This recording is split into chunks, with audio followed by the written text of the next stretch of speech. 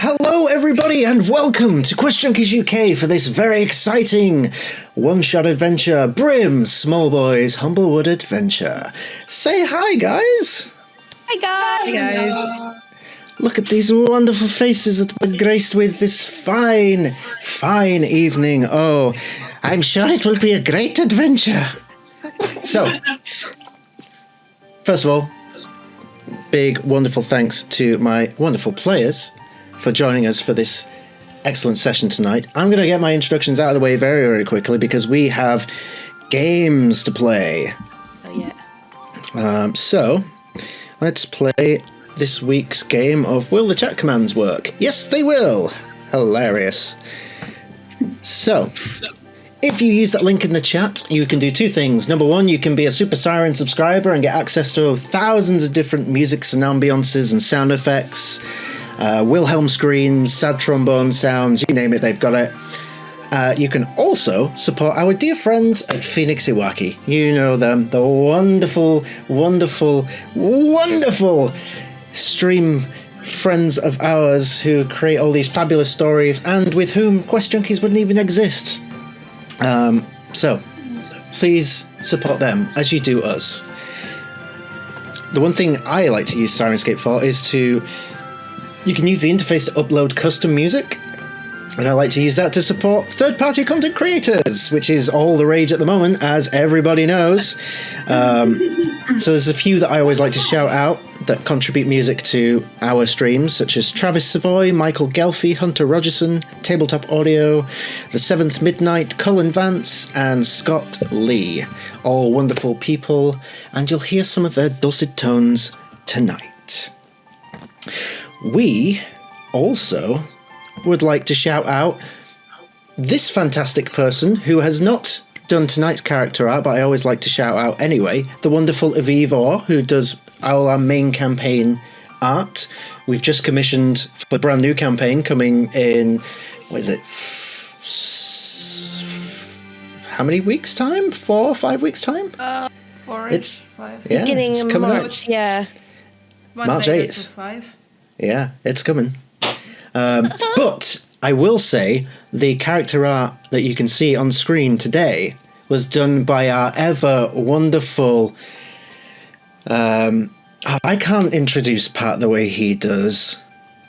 Hi, I'm Pat too. Sometimes I draw art. Yeah. You know him, the wonderful Pat Toons who plays Conal McGinnisy, Earth Genasi, Rune Knight Fighter on the Redania Chronicles. Please go and give Pat some love in the chat. Spam the muffins in the chat for Pat, because he does awesome stuff and ting. We also have our community Discord, which you can use that link there in the chat to join, and you can be amongst the first to learn about all our new upcoming announcements and things. You might even get a chance to get a seat at the table like these fine folk and come and spread some of your own chaos. I mean, you know me, I'm all about chaos, so bring it. So yeah, jump into the Discord. Other things you can jump into, our merch store, which may have some merch coming depending on how tonight's session goes. We might get some Brim Smolboi's Humblewood Adventure merchandise. Who knows? I have an addiction to designing merch, so, it's very likely. But if you are subscribed to the Twitch channel, you get discounts on all of our merchandise, so go ahead and check it out. There's some incredible ones. This is one of the oldest designs we have. This is actually from our second campaign, the one before we relaunched everything, which was the campaign which the character art was done by Emma, who is on our screen right now. Oh. All those months and years ago? Feels like years. Hello! Was it years ago? Surely not. It's been a while. 2021. 2021. Yeah, years plural. Oh no. That's not good. Anyway, happier topics. We also have a YouTube channel where we have all our VODs. The latest one is delayed a little bit at the moment because I got hit with a copyright ban / strike by Studio Ghibli for using their music. So I'm your Miyazaki. I'm sorry, Miyazaki. Please forgive me, Miyazaki-san. No, it's Disney. I mean, we've got some Ghibli music tonight, so it might happen again tonight. But I'll fix it. I'll fix it in post. That's the way to do it. But yes, that is enough of all that. So let's quickly go around the table and meet our wonderful friends. I'm gonna roll a dice to see who goes first. First roll of the night. Well, it landed on me, so I'm gonna say. That's perfect. Brim, introduce yourself. Yeah. Brim. Oh, we'll meet Brim later on, don't you worry. Aelin, if you'd like to tell us who you are, and you can tell us who you're playing, but you can tell us about your character when we get into the game. Right. So I'm Aelin, sneaky rogue thief, and I'm playing a reindeer servant named Suzu. Suzu. Wonderful, thank you. Moving on. Emma. Hello. Oh, I am muted, am I? No, I'm not. Perfect. Hello, I am Emma, and I will be playing a Vulcan. That's a fox person. Named Loran Vulcan. Suave and sexy and. I'm guessing you have to pronounce it like that as well. You can't just say it. It's the Ram of Pain. Okay. Thank you. Mai. Oh, I am playing Agum, our little Jarveen, little mouse folk. Yeah, so what was the other thing we had to say? That's it. What's your character's name? Agum! Agum. Okay, yeah. The accent will make sense later on. I hope. Oh dear. Thank you very much. Lily! Hi, I'm Lily. I am playing Ulster Volpain, who is Loran's husband, is not a fox, but is in fact a bunny. An abomination in the making. He is a bunny folk. And A bunny nation? Bunny nation? Bunny nation. Their children will be a bunny nation. Yes, yeah. I am here for it. Thank you. And last but never least, Sarah. Oh, hi. First time on this channel. I'm playing a trash panda rogue because it had to be done. It's very stereotypical, but it had to be done. So yeah, and he is called Mapesh. So we are right there with Lorraine. Mapesh. Lorraine, Mapesh. I should have made this a French one shot.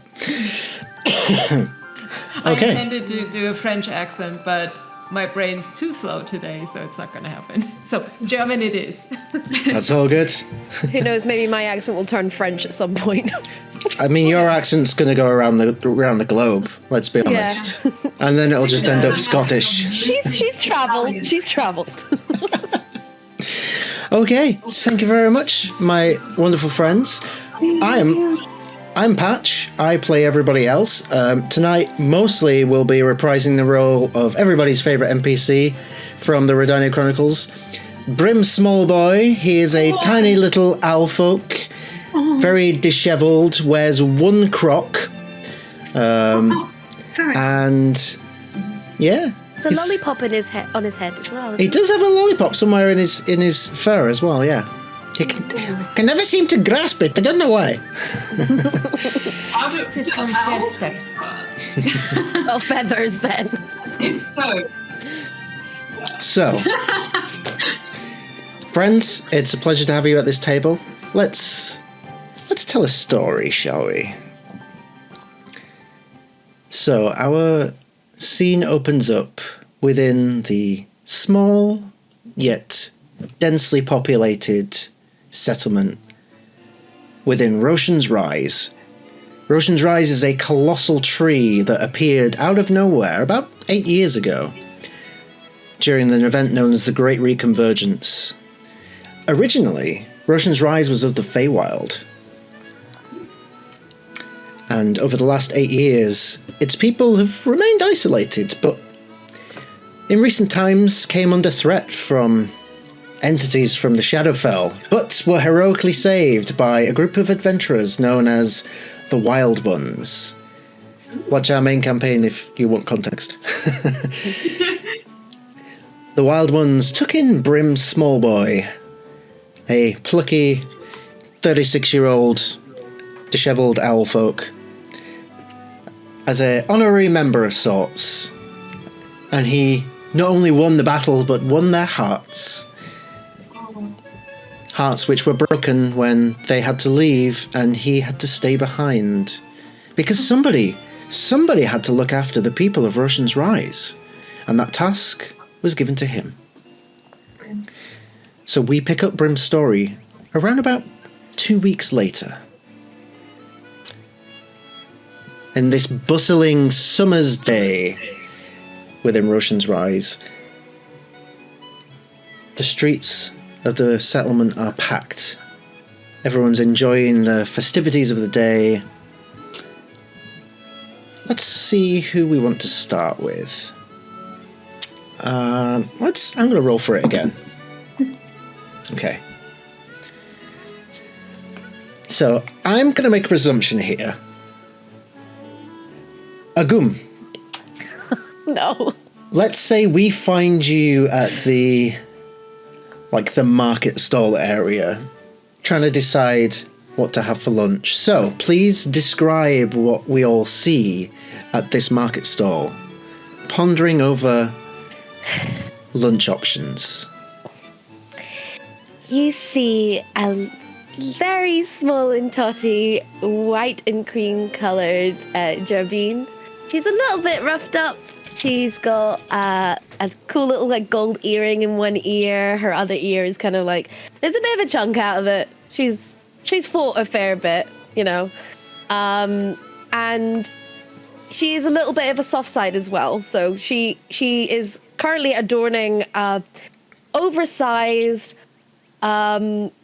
molten hellfire armor, which she has very beautifully adorned with daisies and other kinds of flowers as well, because even if she's going to kick ass, she's still going to look badass, She has green eyes, and they're just filled with pure determination.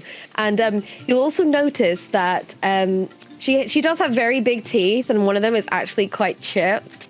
So through her battling and whatnot, but and then underneath her clothes, she's got a little poet sleeve and a little cute little pair of shorts, and she likes being pretty as well as kind of doing battle-y things. Yeah. Okay. So she's looking at the different lunch options. There's a caterer that sort of stood there.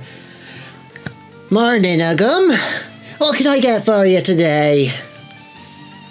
What the specials today? Oh, I mean, everything's special. I mean, At least... do you have any open face sandwiches or spaghetti with I don't know, pig nose or anything like that? Sorry, I got distracted then. Sandwiches can have faces. Wow. Well, my ones do. You just put a little you get the vegetables and you put a little smiley face on it with some either sauces or a little bit of grass, You can try if you're creative. I have so much to learn about the culinary world. Yeah. I'll try and make one of them facey sandwich things then. Oh, that'll be brilliant. I've tried so many on my travels that it'd be nice to try something new. We have Roshen Rise special. That's a good name. I'll try and do that. Roshen Rise special. And starts tussling away, trying to make the sandwich. I'm gonna roll, see how he does. Natural 3. You get something you get a bad first draft of a Roshen's Rise special. But, you know, it's the thought that counts. You can see, like, he offers you it with, like, big, hope-filled eyes. Well, I'm happy to be your taste tester, but may I ask, do you have any some sort of chutney or like pickle sauerkraut or sauces I can just smother this in?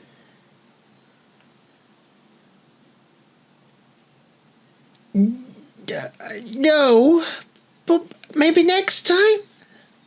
Brilliant. Just get them ready for me when I'm next at the stall, all right? She's just gonna very tentatively just get into it. Just gets into it. Gets over and done with. So, it tastes pretty good, but it's very difficult to eat because the construction element of this sandwich is not sandwich It's not worthy. constructionally sound, no. You have to kind of scoop it in. Ooh, okay. So it's a bit of an activity. I like it. Yeah, it's your exercise for the day. Okay. We will switch over now to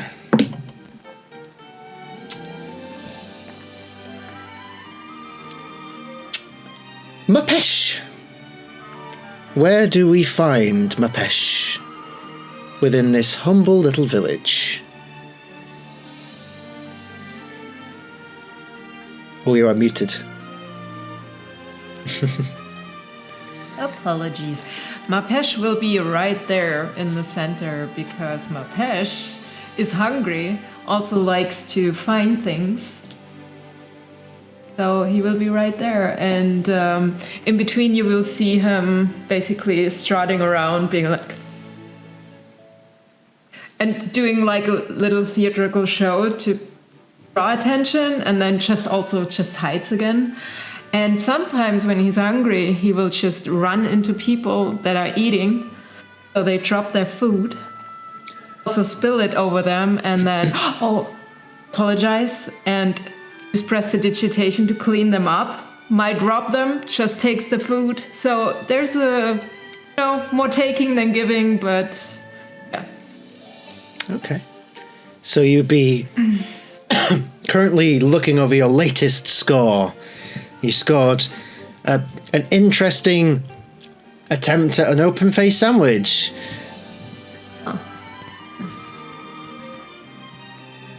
That's eating. Yeah. And again, it tastes good, but it's not the easiest to eat. You throw it and it instantly hits a gum in the face. What are you doing there? You're meant to put it in your gob. You want it? I can clean it for you. No, it's okay. I've got this construction to get through. Does not look tasty what you got there. It's palatable, but he's trying. You know, it's his first go at it. I would maybe wait a couple of days before he comes up with more recipes. But yay. Why does it have a face? It makes you happy. You know, see, look, it doesn't look like a happy face, but it's okay. Yeah. Would you like a try? I'm happy to share. Sure. Gonna hand it over. I'd snatch it. Turn around and start nibbling on it. Give it back. Because for once, he's just like, that was nice, but I don't like it, so I'll give it back. Okay, well, cheers. Yeah. Thank you. Around about this time, the two of you are approached by another figure. Suzu. Please describe what we see approaching these two interesting individuals. So you see this kind of lanky, just shadowy figure that's 6'1". Yeah. Servants are huge for Humblewood folk. And wearing like this like green grandma shawl and having these like bells that kind of like sway as she walks. And like they hang on these like chains off of these like spiraling pale antlers that make it look kind of like this like moving, shifting waterfall as she walks. Nice.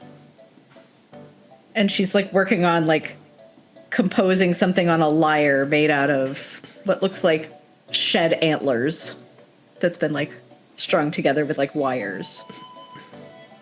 Amazing. Oh, did you drop your food? Talking to me. Yeah, she just squats down a little bit too fast for anybody's comfort. What is this? Hi. A sandwich? Yes, the worse it looks, the better it usually tastes. That's my experience. My dads aren't very good cooks. Oh. Well, I would maybe But beg it to looks like differ. you dropped one. So I'll scoop it up and hand it over. I'll trade you for one of those what are those dangly things here? They look pretty. She just kind of trills her little like hoofy appendages across it, and it just makes this kind of like chime sound. I start poking on it if it actually comes loose, because who knows? Maybe I can take it. It's tied on there. Okay. Not asking for consent because.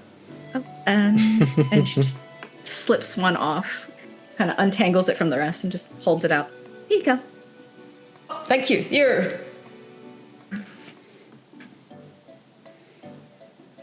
Yeah, I'll just nod it somewhere on my... because I didn't describe him. He's basically like a walking makeshift armor pieces. He has a black like cape that's just hanging down, and then a hood and a scarf, and he's just attaching it up here. So it's dangling down here now. And here, if you like it, eat it. Yeah. She's squatting, so she's on eye she's level with these two. Yeah. sure, I'm not gonna just throw it away. Please, not want not, you know? Exactly. Yeah. Yeah. And as you are having this conversation in the middle of the square, two other individuals approach the square.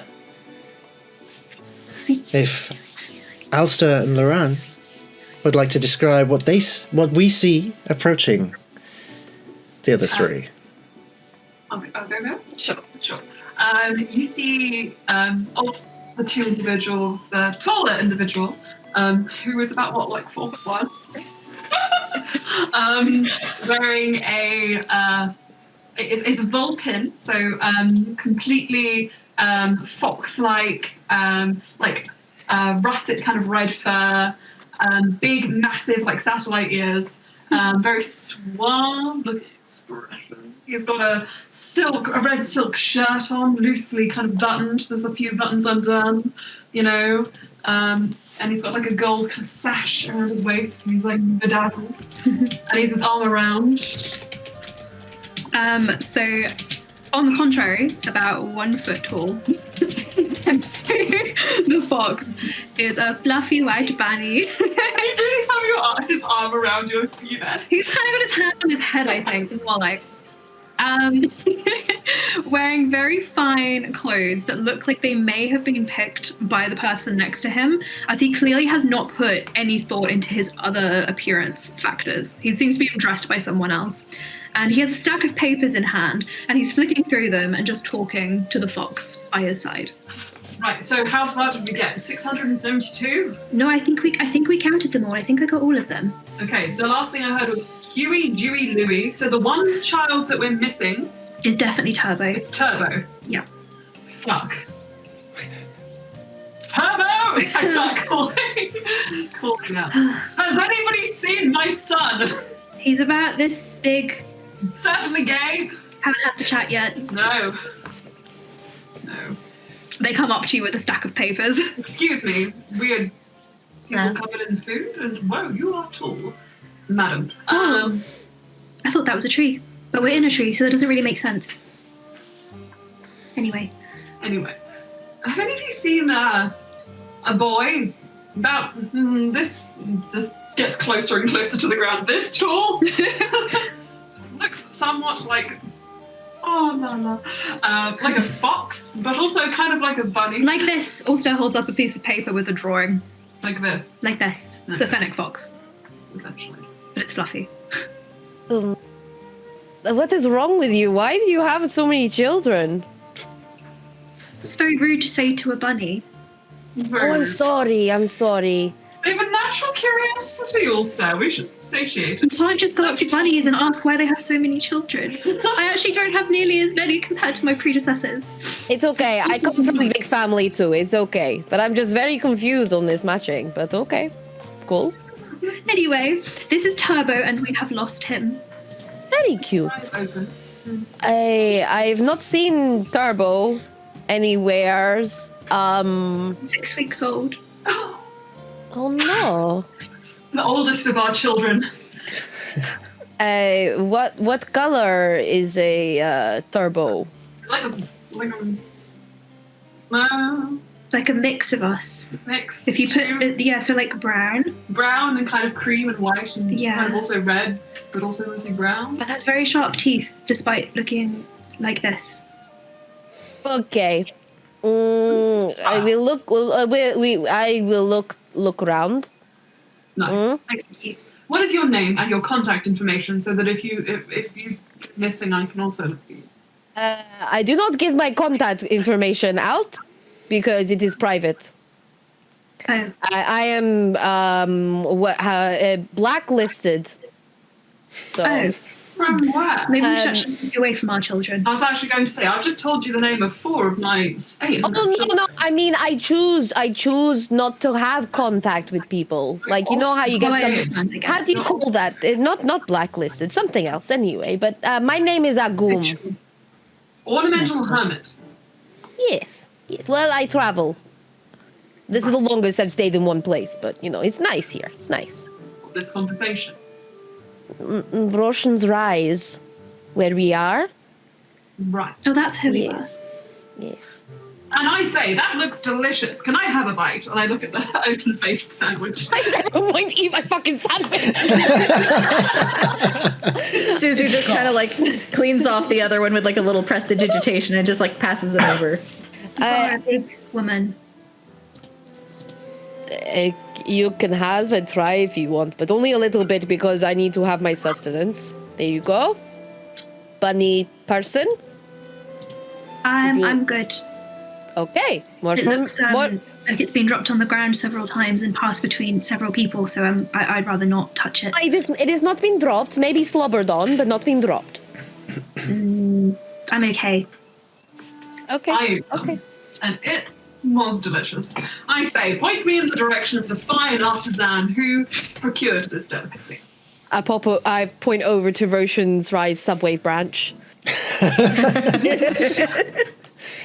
If you Yeah, go you- over and ask for the Okay. Roshen's special, tell You them look who over. sent you. You look over and you can see that the market stall person is just kind of like a slice of bread in each hand, and is like, King is on the verge of discovery. I lightly hit Laran with the papers. We're not looking for sandwiches. Well, I'm always looking for new ideas. Turbo is missing. Right, yes, Turbo, my dear boy. Let's make a new one. How we gonna talk this out? Fine idea. I like how you think. What is your name? Oh, call me the Black Fox. Well, no, Mapesh. No, well, Call I'm me a fox. Mapesh. And you're... I'm the fox. You can't gaslight me. I got therapy. It's trust me, I'm the black fox. Is that like a code name? Yes. Okay. Should have heard of me. I'm the black fox. The black fox. Okay. Yeah. Haven't heard of Look, I'm black, obviously. duh. Yeah. Yes. That one. Yeah. Out of me. I like it. So around about You can call me Mapesh. this time, Me Mapesh, you can call me Mapesh. I'm a Catholic, so that doesn't really sit. Yeah. So around about this time, you all suddenly hear a voice from like round the corner. As you hear, I am a small boy, and I appear to have found a small boy. And coming around the corner, you see Brim Smolboi, the dishevelled owl folk temporary leader of Roshen's Rise, holding Turbo in his hands. Seize that man. He has my son. Also, is already hopping over. Oh no, no, we he's rescue fine. him? He's a good egg, as they say. Brim I is don't- precious. He is good. That's very nice, Agum, but I don't eat eggs. They don't agree with me. It is a matter of speech, my friend. I'm not used to this much social interaction. I found this. I snatched Turbo. Like, Turbo! I think Thank the thing you. is okay. He's a bit nibbly, but I don't know. It's kind of cute. He likes the way you taste. He is a predator. yes. Oh, then that's very good that I no longer have possession of him. Thank you for taking him off my hands.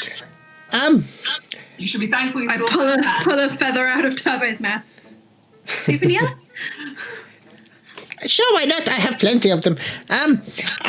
You notice at this point that he's covered in soot and ash, which you've never seen Brim look like that before. Why are you so dirty, Brim?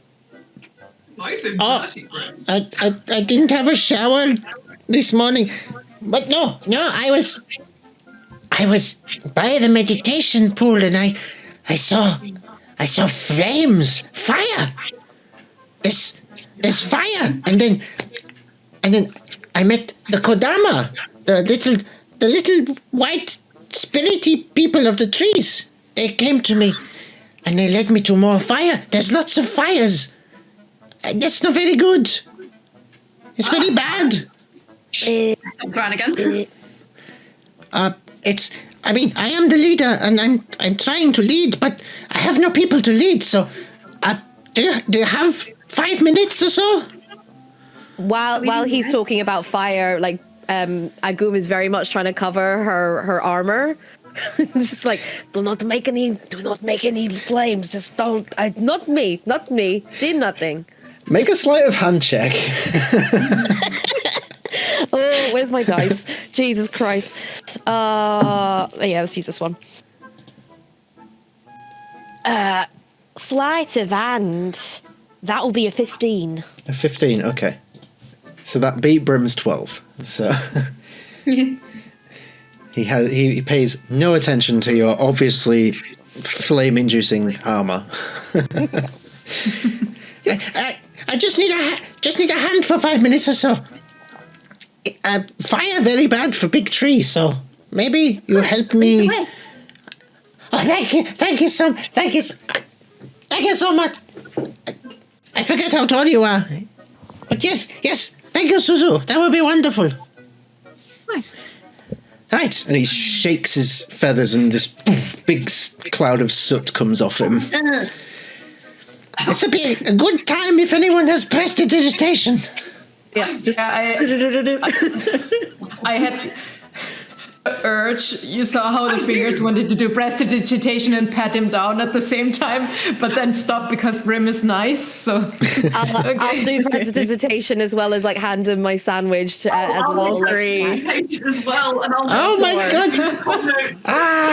Also stands on the side and rolls his eyes and says, "Show off, all of you." I don't think I've ever been this clean. This is alarming yet exciting. You must be as clean as you are hatched from the egg, if you know what I mean. There you go. You'd actually be covered in goo if you hatched from the egg. I can make it so that you're covered in goo with my prestidigitation. I can make you smell like a chicken if you want. Right, let's turn him into a chicken. Are you ready? Oh, there actually is. Anyway, Brim, eat sandwich. Let's go on quest, yeah? Oh, thank you. Quest now, is it? I'm not costing up my fees. I don't request for free. He was talking about fire and stuff, and you know, it's a bit of dangerous, especially as I live near the Roshen's Rise big tree thing.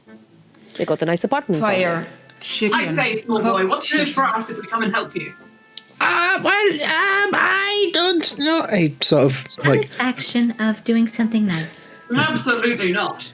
he like puts his hands in his pockets and pulls the insides of the pocket out to reveal that there's nothing in them. Oh, I know what. Little Turbo can meet the Kodama. Okay. Also, this is when we talk about money, moolah, the coin. Turbo hiccups and a little bit of vomit comes out. I think Turbo needs entertainment. He's really been stuck in the pocket daycare for far too long. We could put him back in the pocket. I can't just keep all of them in the pocket daycare all the time. I wish I had pocket Your daycare. quest to provide entertainment for our many, many friends and children. Can 800 of our children meet the Kodama? I've got another 27 coming tomorrow, so you better do it before then. I mean, that's definitely enough pairs of hands to put out a fire. So yes, absolutely, right. Follow me, and he starts jogging Are off. we throwing the kids on the fires now? Oh, they are fireproof.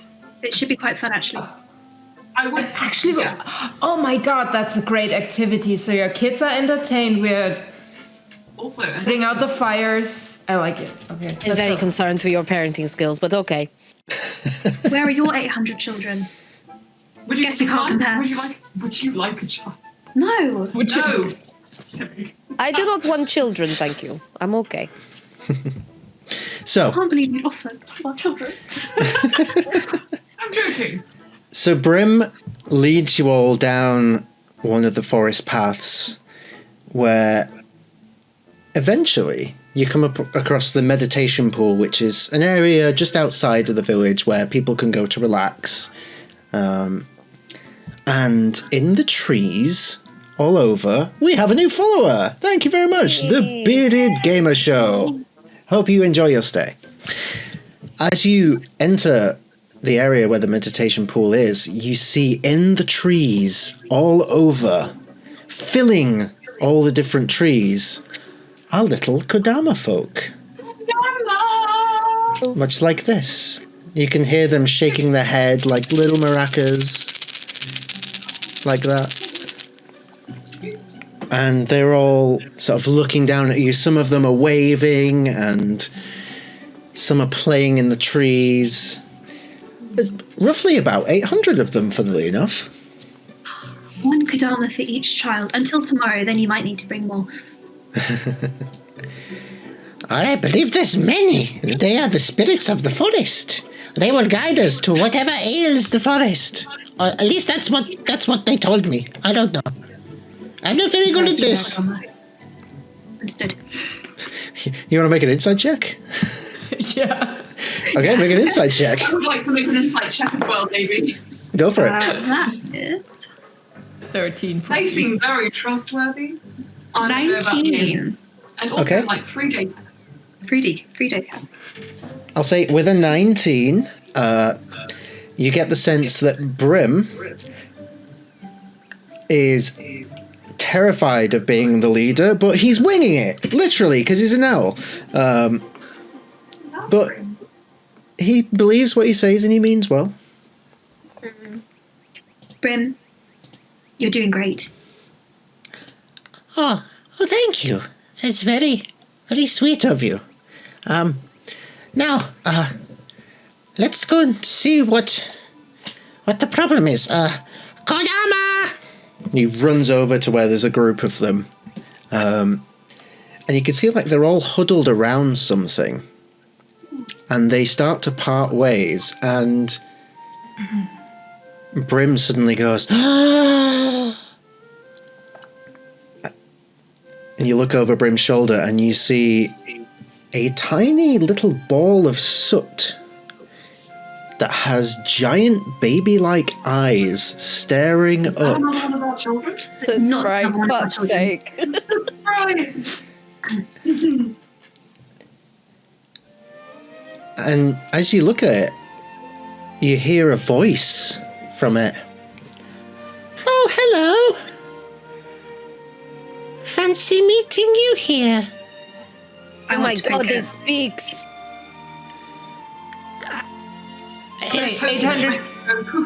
No, I do cricket. it's very nice. Very nice to meet you all. I've only existed for about 8 minutes. So this is all, The babies that are coming. it's all very new to me. I don't know what I'm doing here, but hello. Did you put it in the pocket nursery so we can get on with things? I mean, it's 8 minutes. It can grow there. I don't know Yeah, what it of is. course, What we is can, it? it can gestate a bit. Right, I pick the soot thing up. Oh, that kind of tickles. I do actually. Ulster puts the soot sprite in its pouch. Okay. And we will never see it again. I think you just killed your children. This was a joke, but sure, do it. You just hear this My friend, I'm muff. going to take everything you say incredibly seriously. You have Apparently. You hear this muffled voice just say,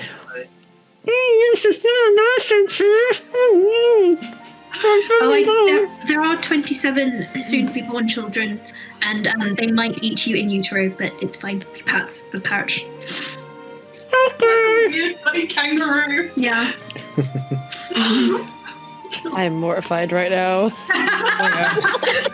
You've not thought about this at all until right now. and now you start to understand why I brought you all here today. Oh my god. And as you can see in the chat, our dear friend Phoenix Iwaki has redeemed a round of inspiration for Mai, saying, "Welcome to the Phoenix Iwaki cast." Oh, that's so cool. Exciting. Did we just get a tasty law drop? I think we might. Tasty will drop. I'm not Yes. saying anything. I don't know what you're talking about. I'm very proud of you. Welcome. We will So- get more of you eventually. Collect the sat.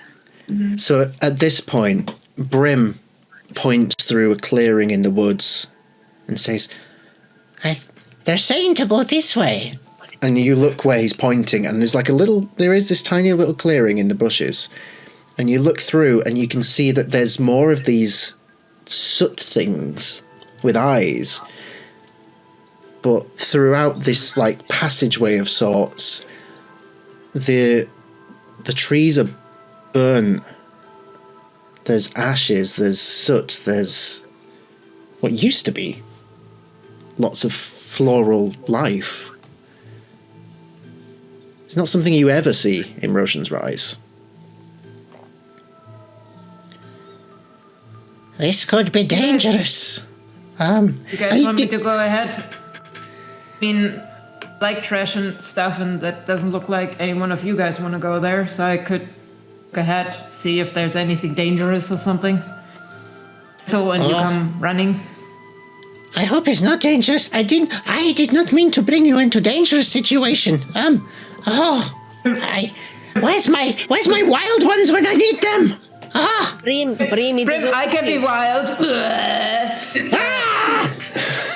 Calm down. It's fine. We have it under control. How far did you go? Did you go further? Is that the places you went? I have not been down there before. I don't know where it goes. Well, let's find out. You guys are You don't going have the to wild just ones, run but Adventurous you have spirit, us. and I would like to discover the end of this path. So. Can I, Brim, Yes, can I try something? of course. Can I test the soil around where everything's burnt and try and drink off some fresh flowers to see if the soil is still fertile? You certainly can, yes. Okay. Do I have to make a nature check or just perform the cantrip? Is it Druidcraft? Yeah. Okay, so you don't need to roll if you've got Druidcraft. You see that the spell does take effect, and flowers do grow.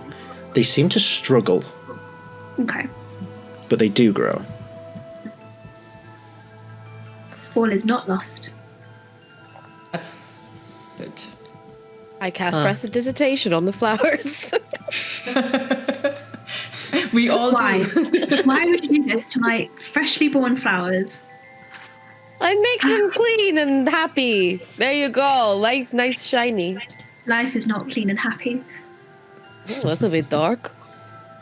Can Mapesh run a bit forward and start looking if there's anything happening, or if you can just move forward? Yeah, of course. You begin heading into the clearing, and the first thing you see is another one of these soot-like creatures looks up at you. Oh, hello. You're new. You're the second person I've seen today, which is great because I've only been alive about 9.5 minutes. You're 1.5 minutes older than the other one. Want to go in the pocket? Also hops over, hands out. Wait. Before we get too hasty, let's ask some questions. I was about to say the same thing. But I want to Great minds think alike. Ah, well, I can teach you much still. As I All right, I'm calling you guys over. There's another one, and then I'll just start going forwards and start trying to be more sneaky, see if there's anything dangerous. So Okay. So we'll get pick to... up the 9.5 minute one.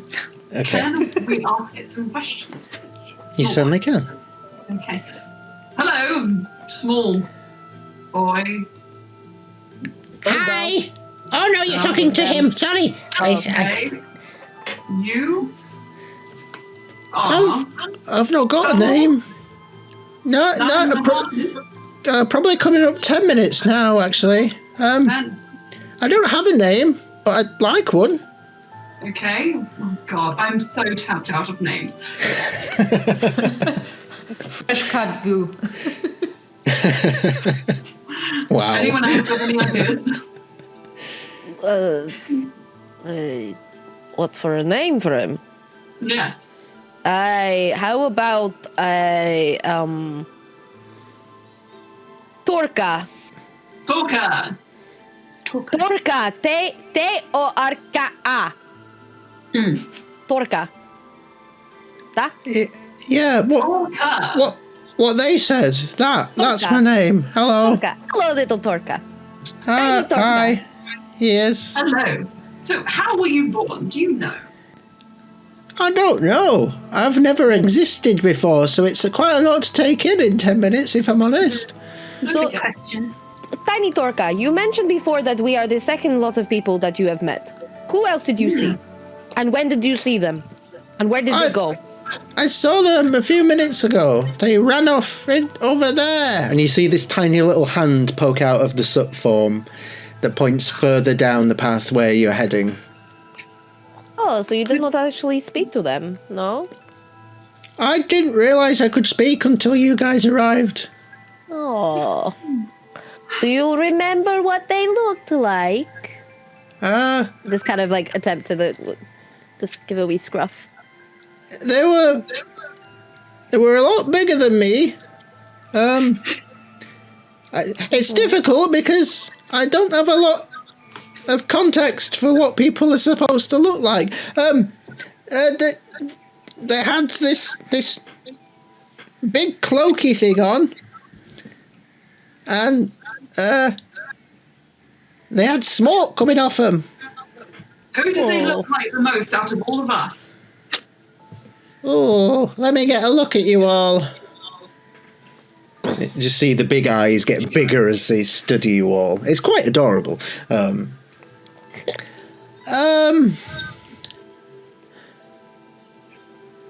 don't really look like any of you, but they're probably as big as that one. Pointing at Suzu. Oh God. Tall.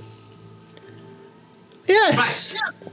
Do they have fluff like this? Or feathers like this? And poking at Smolboi. No, it was just a bit plain and... Human! Like scales? Well, they just said that there was smoke coming from them, so maybe not human? I've met fire people. Maybe before. smoky. Humans that were on fire. Well, those have quickly become barbecue. Ooh, barbecue. Oh, that's a good name. Maybe that could be my other name. You Orca barbecue. barbecue. Talk barbecue. I like that. Talk barbecue. Talk about it. I'll call you Bubba. Bubba. I'm hungry. Okay. TB for short. Oh, and then I just need to find another friend, and he can be Jay, and we can be PB and J. I pull out the other one and put it next to Talk Barbecue. Oh, hello. Hi. Oh, are you Jay? I guess so. Yay! Yay. Right, in you go, and he puts them back in the pouch. Next. You hear them singing a song, muffled as you put them in the. Nice. Oh my God, what does the song sound like, Pat? It sounds like you need to make a wisdom saving throw. I'm joking. Not yet. That's later. Oh, friends, we are being raided by the Lawrite with a party of 11. Thank you. Welcome, friends. We are neck deep in a Humblewood adventure. Let me give you a shout out. Let's see if I can remember how to do this. The underscore. Is it underscore Lawrite? I want to get this right. Yes. Thank you so much for coming in. Gee, by Subway. Yes, apparently so. I will officially state we do not have any official sponsorship with Subway. Damn it. But still, eat fresh. Oh my God, does this mean that in Demethrin and also in Redania, there's technically like there'll be franchises of, well, Subway-esque company then? I guess so. But yes, thank you so much for coming in. Hope you can stick around for a wonderful story, and hope your stream went really well. Okay, so you gonna continue down the path? Ah, Dutch Dungeons is raiding us. Wow, 2 raids in a row. Thank you so much for coming on in. I should be able to do this now. I've just done this. Spam those muffins. Oh wow. Okay. Thank you guys. Welcome in. I'm used to getting like 1 raid. Oh, I cannot give another shout out yet. I've been timed out, so I will give you a shout out in 63 seconds. But yes, thank you so much, guys. Mwah. It's wonderful to have you here. We are in the midst of a Humblewood adventure, so hope you can stick around for some adorable yet possibly terrifying fun. Who knows? We'll see how it goes. Oh my God, the alerts are going off in my ears. Oh, thank you, guys. So, do you want to continue down the path? I'm running already. You're running already? Okay. No, So- like I said, I'm sneaking ahead. I'm checking if there's anything dangerous awaiting us. Okay, so is anyone going to sneak ahead as well, or are you going to wait? I'm slightly behind because I am slowly collecting all of these babies. I will Okay. stay on my husband's side. I'm just kind of waddling behind, just like. Okay. Less sneaky because jingle bells, but That is true. And, Oh, wait, Mapesh, you do have a jingle bell attached to you now, don't you? yeah. This may not help your stealthing. yeah, I gave myself disadvantage for stealth. Can I do something? I'm like, shit, drop it. Otherwise, I roll normal. I have advantage on stealth, so it doesn't matter. Okay. So one of my items might be useful for investigating this area in case there's something that we would miss looking from the ground level. So you might notice that Lorraine Volpain has some very fancy boots. with little wings on the heels. And he's going to click his heels, and he will, I think, float. Nay, fly. Bye. As he has winged boots, which will allow him to fly for up to 4 hours at a distance equal to my walking speed. And I would like to fly from above, so if there is anything I could see up in the tree line. Look, guys, it's a flying fox. A flying fox. He says Amazing. to no one because he ran ahead by himself.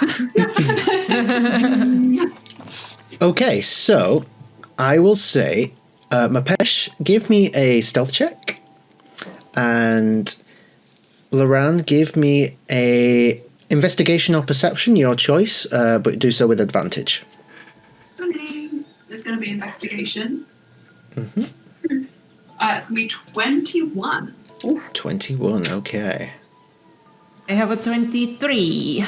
Oh, And a yeah. 23, okay. So, Mapesh, stealthing forward, you get a good lay of the land. You notice that around you, the scorched areas of ground are increasing the deeper that you go. You don't feel like you're being noticed by anything in particular.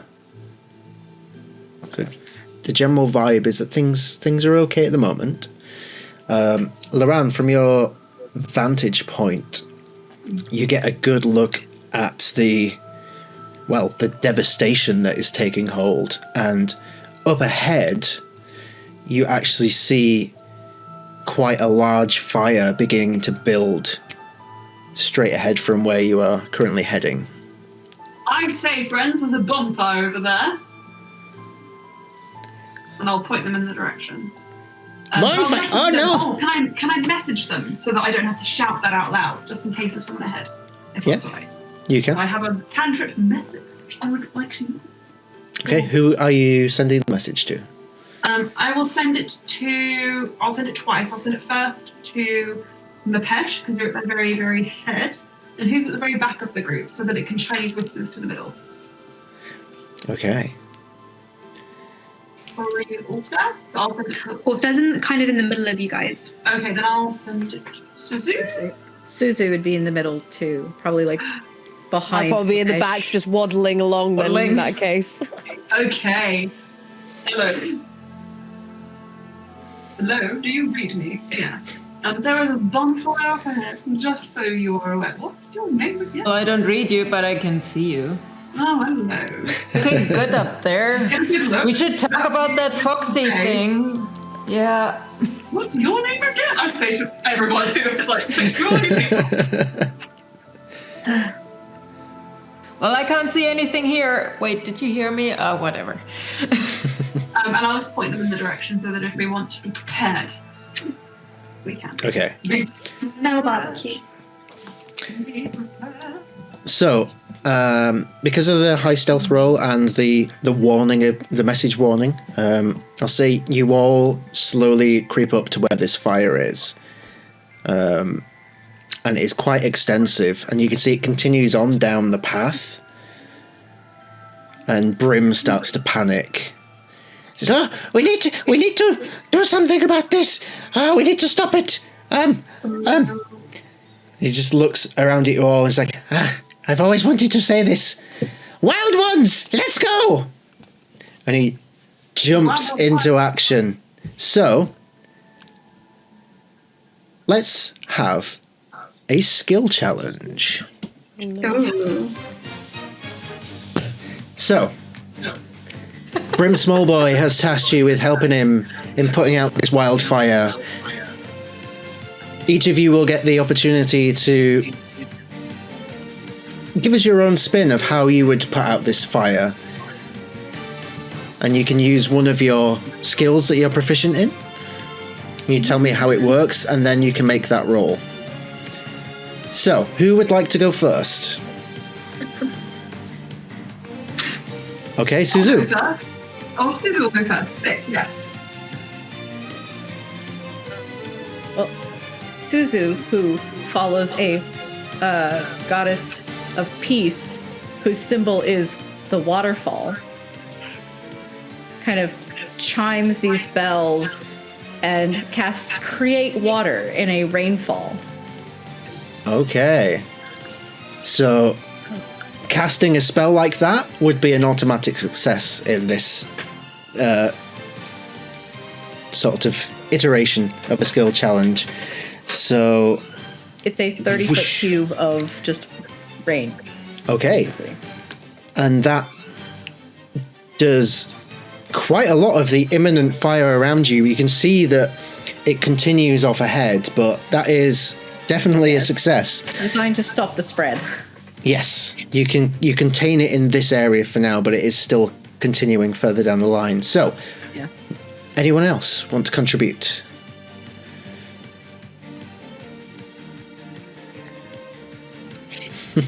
I have such a dumb idea. If nobody else is going to volunteer. See, I have an idea, but I don't think it'll work. So just like based on my because I'm Glassblowers Guild. Okay, So come on. Let's have it. Okay. I would imagine that like being part of the Glassblowers Guild, that she would have some like a bag of sand, or at least like some sort of like element of that. So with that, she's going to take her little glass blowing tube and with the sand try and like use the like kind of dull the fire out, but also in the same sense create like some sort of like glass horn to at least blow a little bit of it out. You're gonna huff and puff and blow the fire out. Yeah. Okay. What I don't know what I skill would would roll this for be? that. I'm gonna have a look now. I'm gonna say just roll me d20 and add your proficiency bonus. Wait. 18. 18. Please describe to us how this looks as you successfully do that. So from like she has her little like tube like hidden beneath her molten armor, so it stays hot. She pulls it out, and with her little sack of like sand, she blows it through the with it, creating this horn. It's glistening. You can. There's like a magical aura around it, and just as it quickly cools down, as quick as it heated up, she takes a huge breath and just blows through it. Just tries to bring in as well as try and like blow out as much cold air as she can towards the fire. Amazing. Okay.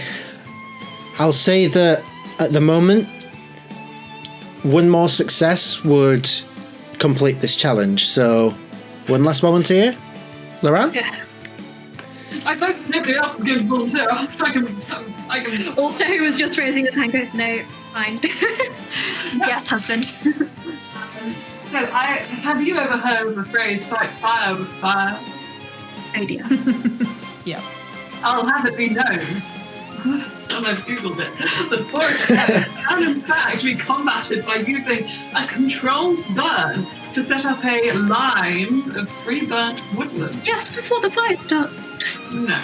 I think So what I'm going to do is I'm going to walk to where the fire would feasibly be spreading to next, and I am going to use my cantrip, Control Flame, to burn like a foot wide, like 5 foot long barrier to prevent it from going further. Okay, I'll say that is a success, and also that while you were explaining this to your companions, Brim did get terrified and cast heroism on himself.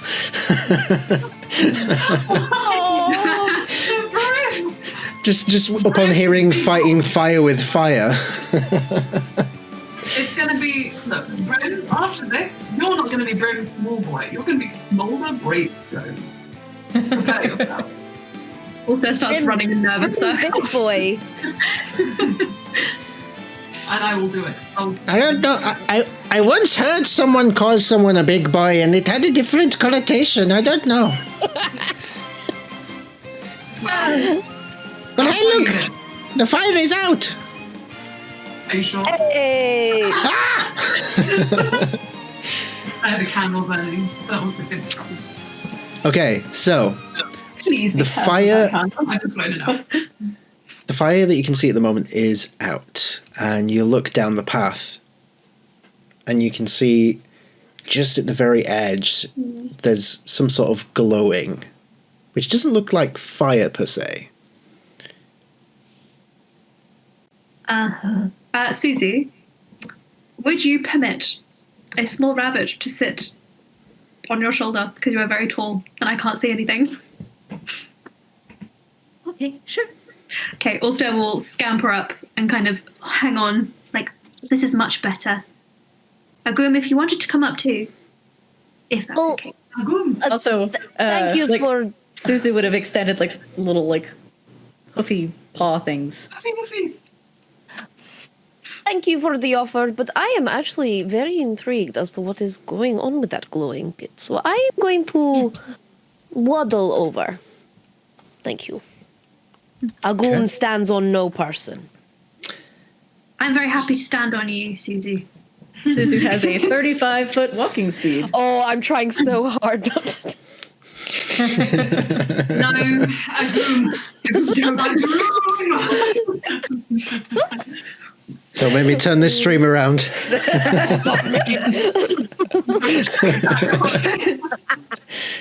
Okay, so I'd like everyone to make a group stealth check, please. Could I So- activate one of my items if we're doing a stealthy thing? Sure. I would like to put on my nature's mantle and essentially I can use that to hide if we come in to any observation. So he puts his Excellent. little cloak on, he's like, right, Susie, let's go. I'm ready. Can I argue for advantage because I'm flying and therefore not touching any surfaces? But Sure. also being a flying fox in the middle of yeah. Are there any trees there? 9 anyway, guys. Natural 1. Whee! Well, I was going to Well- say I pretty much fall flat on my face. I rolled I've got a 6. Nice. The armor's so big Okay. that she just kind of goes. Boom. So in amazingness, I rolled a 17 stealth. I'm sorry, I ruined it for you, Susie. I'm sorry. Well, Aelin, It's- Aelin, Aelin. I mean, it's not all bad. The natural one is cancelled out by Brim's natural 20 Yes. for a total of 27. Oh, Brim, my baby. It's pretty good, pretty good. Grim good boy. Mapesh, what did you get? 22. 22. Okay. I wanted to So, ask if there's a tree. yeah, there's lots of trees. He would run up a tree. Okay, cool. Saying.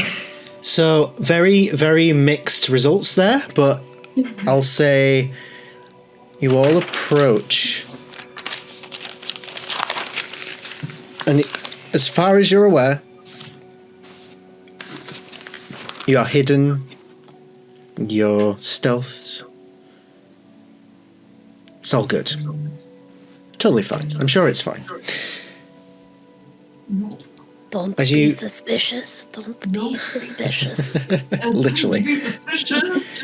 Be suspicious. So as you look into the area where the path opens up, you see this large glowing thing, glowing a bright orange on a raised, like, makeshift platform of sorts. It seems to be pulsating and vibrating almost.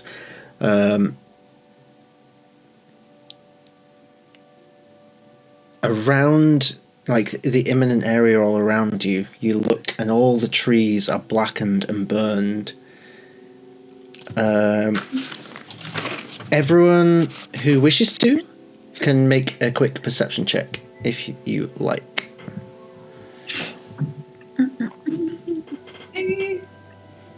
I No, have a natural advantage on that.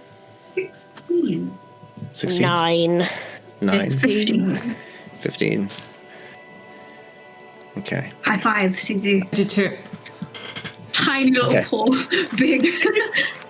So, even with the lowest being a 9, there's two things that everyone notices because it's difficult to not notice them. You see a man in a long robe, hairless, scars all over his face. And he's got his arms raised up, and his hands are glowing the same colour that this thing is. And as you're studying that, you notice the second thing, which your attention is immediately drawn to as you look up into the trees, and you see Kodama falling out of the trees slowly and fading before they hit the ground. Oh,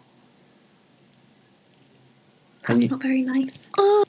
those of you that rolled high on perception, you hear Brim utter very quietly to himself, "Oh no, it's happening again." What's happening again, Brim Smolboi? Shh! Keep it down, keep it down. Oh, excuse me. I was using my outside voice. Around about this time, you start to hear the figure in front of you begin speaking out loud, and at first it's a language that you don't understand. Very guttural, and sounds terrifying. But then switches to common. "The time is coming. It is nearly upon us, yes. Guys, hell- let's just bounce on him. The hellfire rises. Let's jump on this Hellraiser. That's The what I want to hellfire rises to burn do. with a Literally why I went vengeance up there. across this new world. Such is the will of my master." As the figure turns and looks directly at Loran, Oh shit! Hello. Hi. almost looking through Loran, looking directly at Emma. What the fuck, dude? Such is the will. A woman sitting in her room with a nose on. Not really. What Such is the will of my master, the one to return, Osgriun. That's why you asked. That's why you asked. It's still on my mind. I'll tell you, it's always on my mind. He will have his vengeance.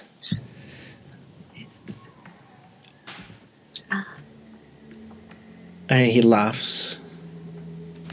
And his hands stop glowing, and he turns and starts laughing towards you and gestures his hands for you to join him.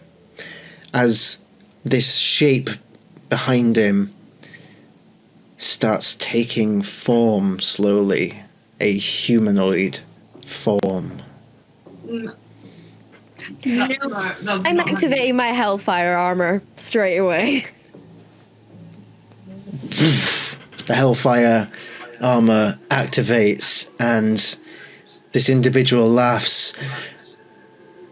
"Your flames will feed his return. He is but formless now, but when he returns, you will be the first to bathe in his vengeance." Mapesh also. Nope. Mapesh also has like a makeshift armor and is like, "Ugh," and at the same time mumbles something like, "Black Fox, engage," which basically activates mage armor. So, mage armor, and I'm on the tree. And as soon as things start, I'm gonna jump. Okay. I guess we're gonna roll initiative then, guys. Dun dun dun. Oh shit. I did that wrong. I accidentally made my armor class 22. Fuck me. Oh my. Anyone? I have a good initiative. Oh, pretty good. 16. Alright, one second. Yeah. My dice just went on a journey. Oh, I hate when they do that. Usually it's the cats that take them on a journey. So, 25 to 20. 22. 22. Okay. 21. 21. 20 to 15. 19. 23. 16. Ah, whatever. 19, 16. Where are we? Yes. Is it Ulster then Loran? Around the Ulster. Okay. And who's left? What'd you get? 4. A 4. Okay. That's okay. I will let you know that it's not the lowest initiative.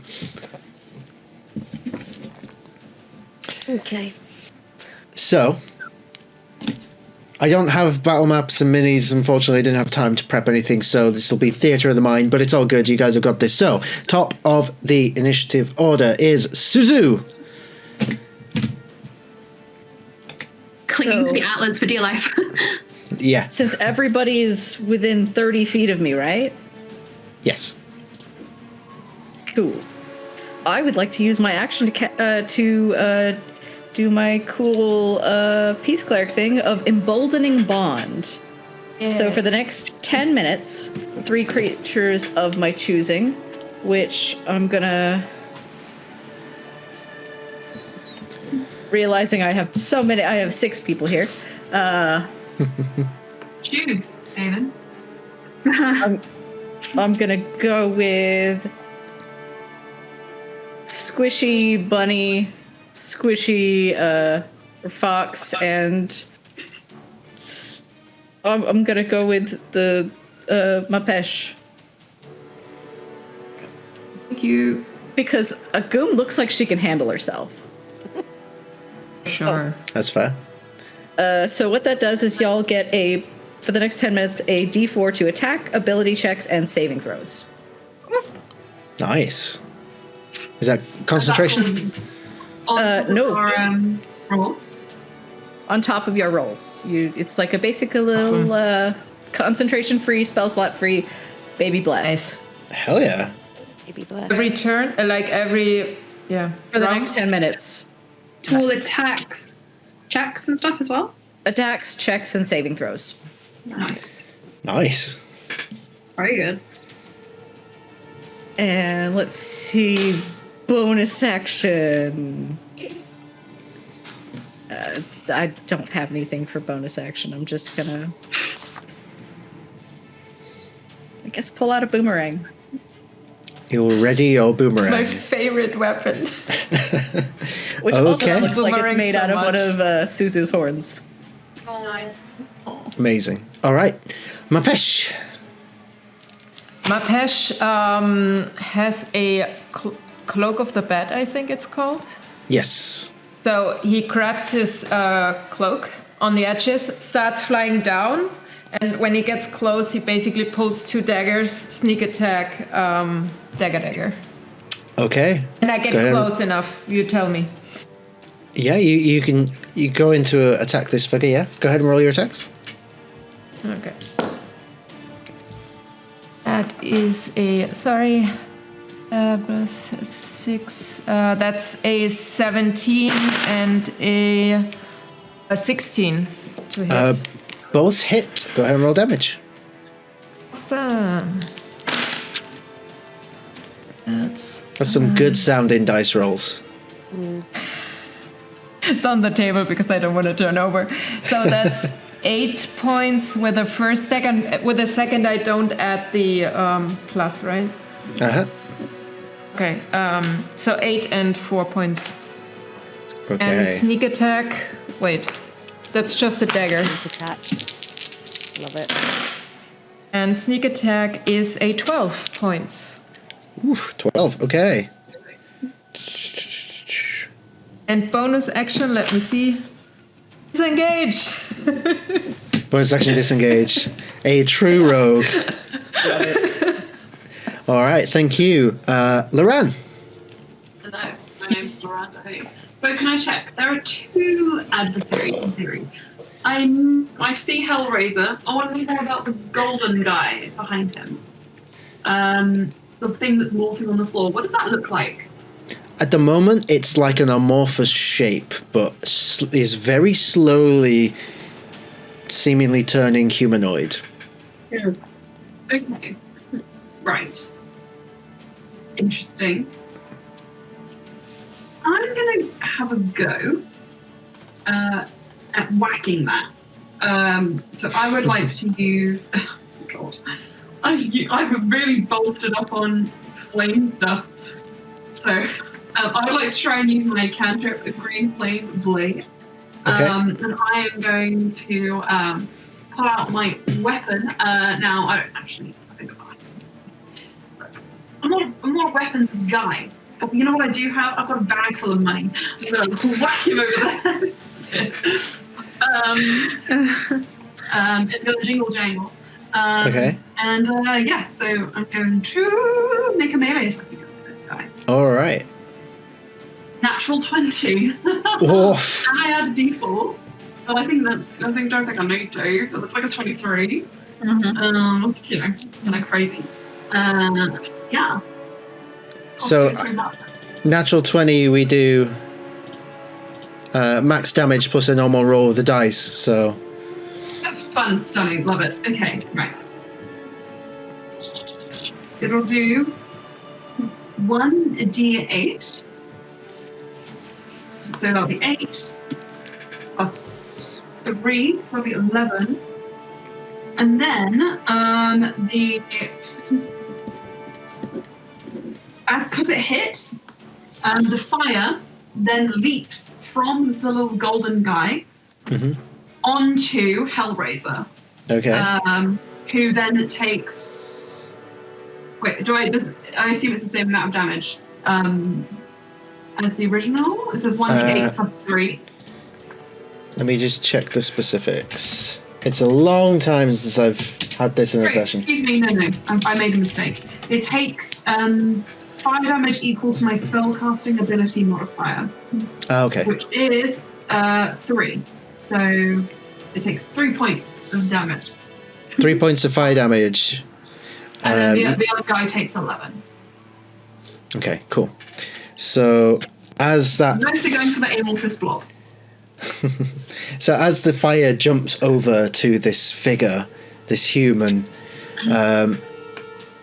it burns away at the cloak, and you see like the skin blister, and then suddenly just heals over. Well, that's what I thought. I just wanted to test my theory. You're doing great, sweaty. Thanks.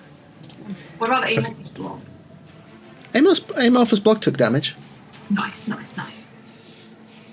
Okay, that's me. All right, that brings us to Alster. Ulster is kind of hanging off of Susie's antlers, like, oh, as things are happening. And he kind of sees the amorphous blob in the background. He's like, I think that's going to be a problem. And he's going to lean out so he can get a good look at it and cast Dispel Magic. That's 3rd level. 3rd level. Okay. I might have to roll. Let me just check the specifics.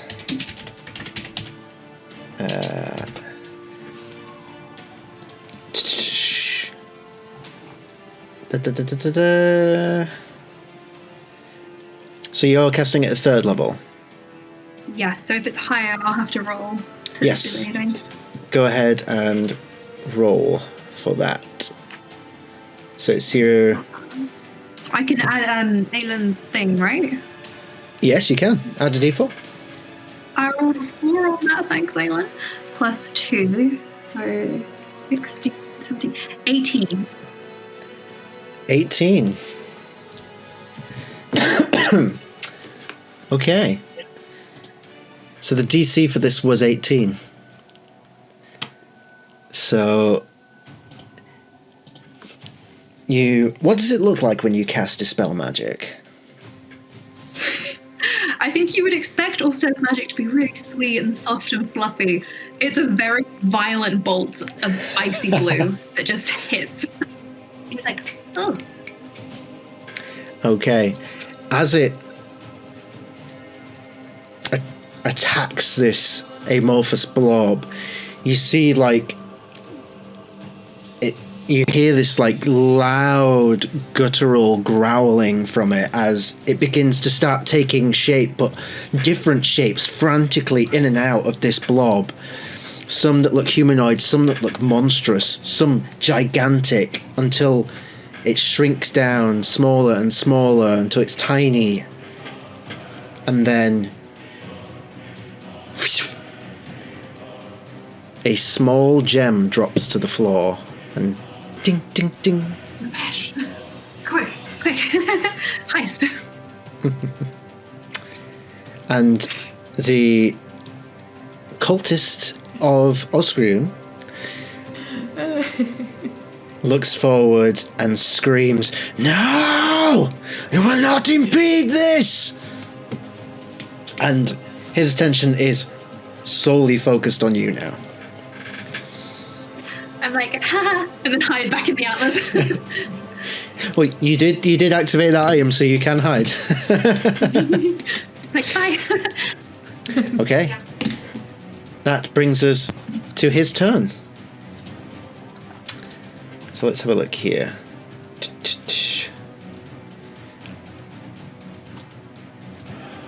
Okay. Oh, Well, first- before, is it too late? No, go on. What are you going to do? Action. Yeah, sure. Go for it. Sorry. I think Ulster would be real scared if this guy is looking at him. So, rating. He's gonna go ahead. Oh god, sorry, my wild shape just vanished. I can go to okay, got it. He is going to be like, oh, yeah, I don't have any beef, and then he's gonna just backflip off of Suzu, and his body is gonna ripple and change, and he's gonna transform into a dire wolf. Okay. Excellent. So you take a direwolf form. Okay. You guys didn't think he was gonna fight as a bunny, did you? That's my husband, the wolf. The husband is fucking lazy. He could have walked the whole way. Now he took a taxi. What are you talking about? But good choice. Looks good. So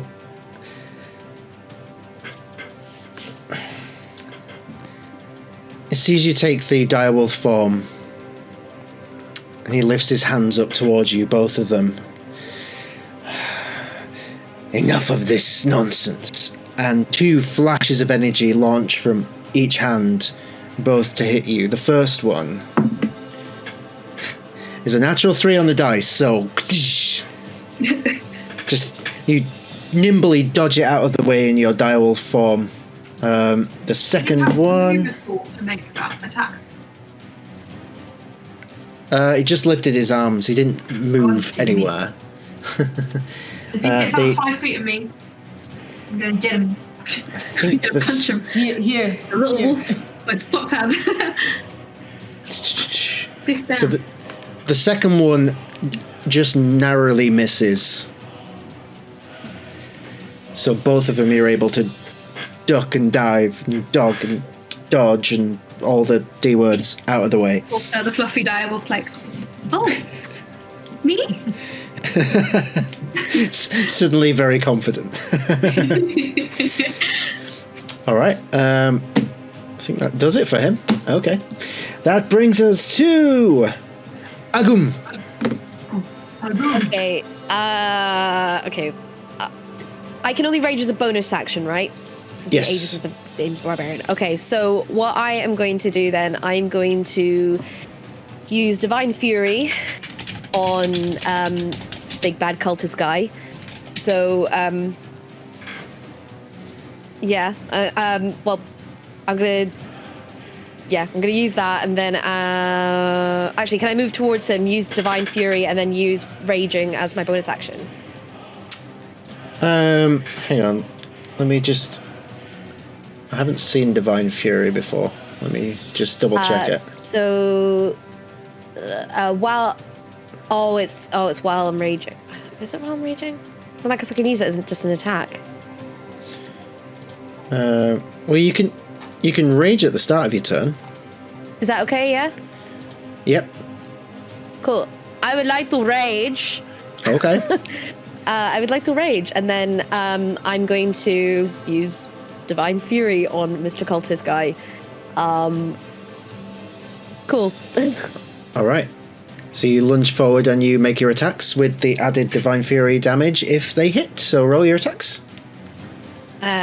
So I rolled an 18.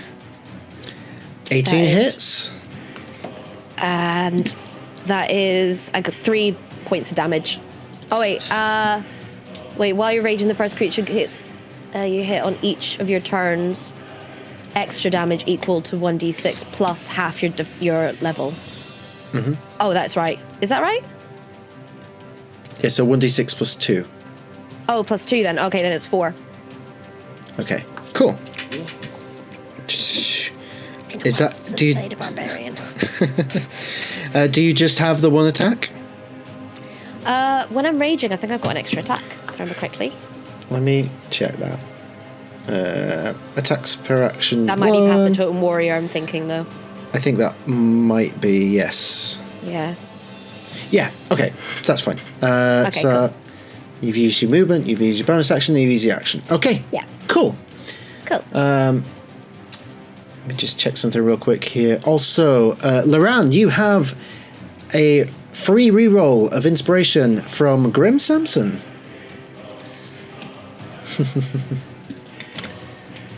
You are muted.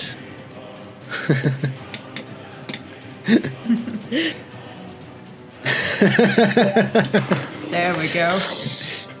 I don't know if I can say the joke again. It was real bad. I'm sure, yeah. It's It what's hit worth. home, don't worry. Not Okay. Grim. It had that in it.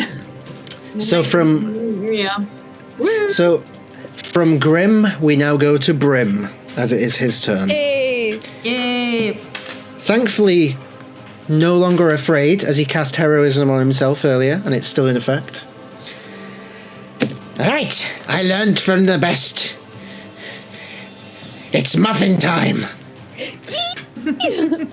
And Brim That is... sounds great! Let's have a look here. So you see Brim starts rubbing his little winged hands together. I tried this once before, and it worked on the shadow person.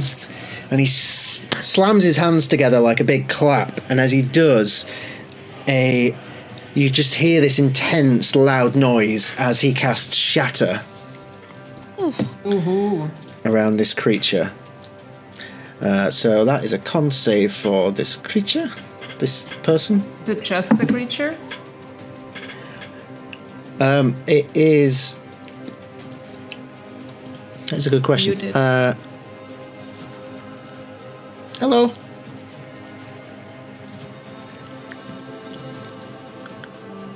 Each creature in a 10-foot 10-foot radius. sphere. Okay.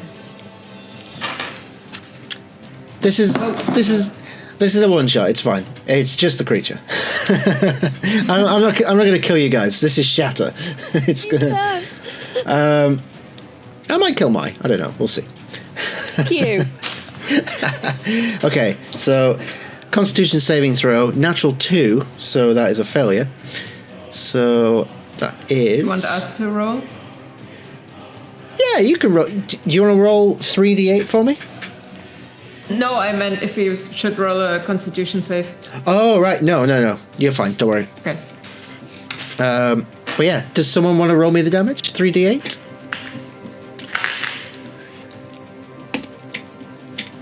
Any takers? I'll do it. Okay. 3d8, Okay. please. Okay. Roll for Brim. 4, Roll for Brim. 3, and 6.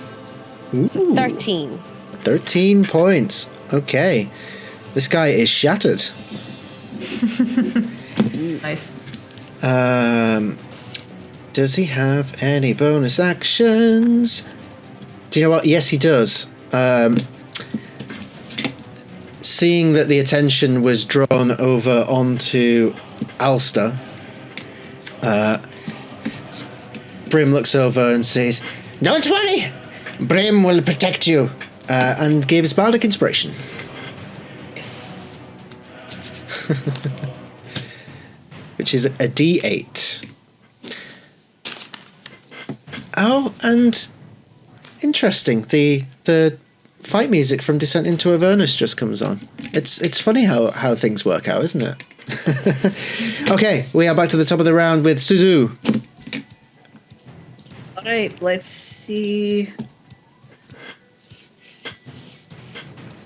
Got a couple of options here.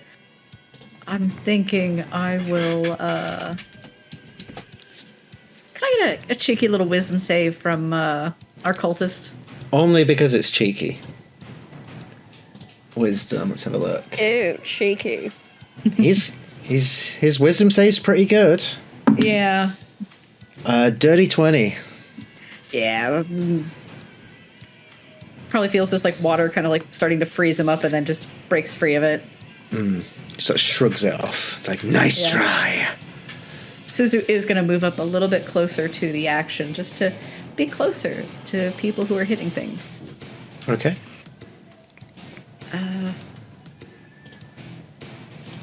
Yeah, that's my action. Don't have anything for my bonus action yet, but yeah, that's me done. All right, that brings us to Mapesh.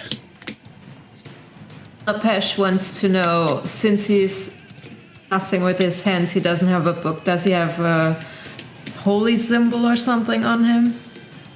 He does not. Oh shit. Fuck. I had an idea. Shit. Alright.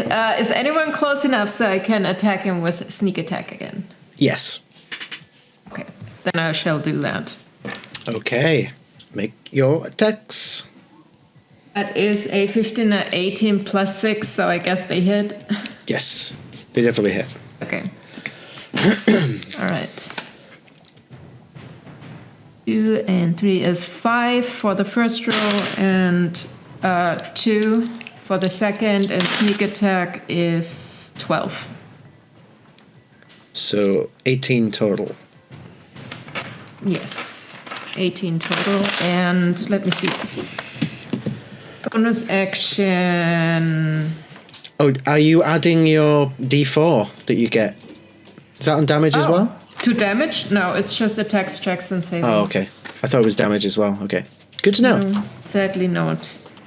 By the way, sorry, I was going to say, I just realised that at level 5 I do get an extra attack and +2 damage. Oh. Yeah. It doesn't say it on your sheet. It doesn't say on the character sheet, but for some reason on the barbarian table it says. But you have 3 levels of barbarian and 2 levels of wizard. Oh shit! That's why. Yes, I keep thinking I'm 5. Yeah. Yeah, that's why. Never mind. But I forgot to add the +2 damage though. But yeah, It's all good. Apologies. Okay. Anything else, Mapax? I'm actually not disengaging. I'm going a step. No, I can't do that yet. Although I have fast hands, could I do bonus action and just see if he has a holy symbol hidden? Do a sleight of hand check as a bonus action? That's actually what I can do. You can certainly try. Go ahead and give me a sleight of hand. Okay. I can add the D4 here, right? Yes, you can. Okay. As you And I'm frisk +9, this, so this should work. you frisk this cultist. Okay, that's a 21. A 21. Okay. I like to imagine that you. My camera. With a 21, Sorry. you fade out of the one shot entirely. Existence. Coming back, I'm sorry. It's all good, don't worry. So as long as you can hear us, it's fine. With a 21, I'd like to imagine you just like rip the robe off. And no holy symbol or anything like that. But he is Anything else? covered in infernal runes that are carved into his skin. Holy crap!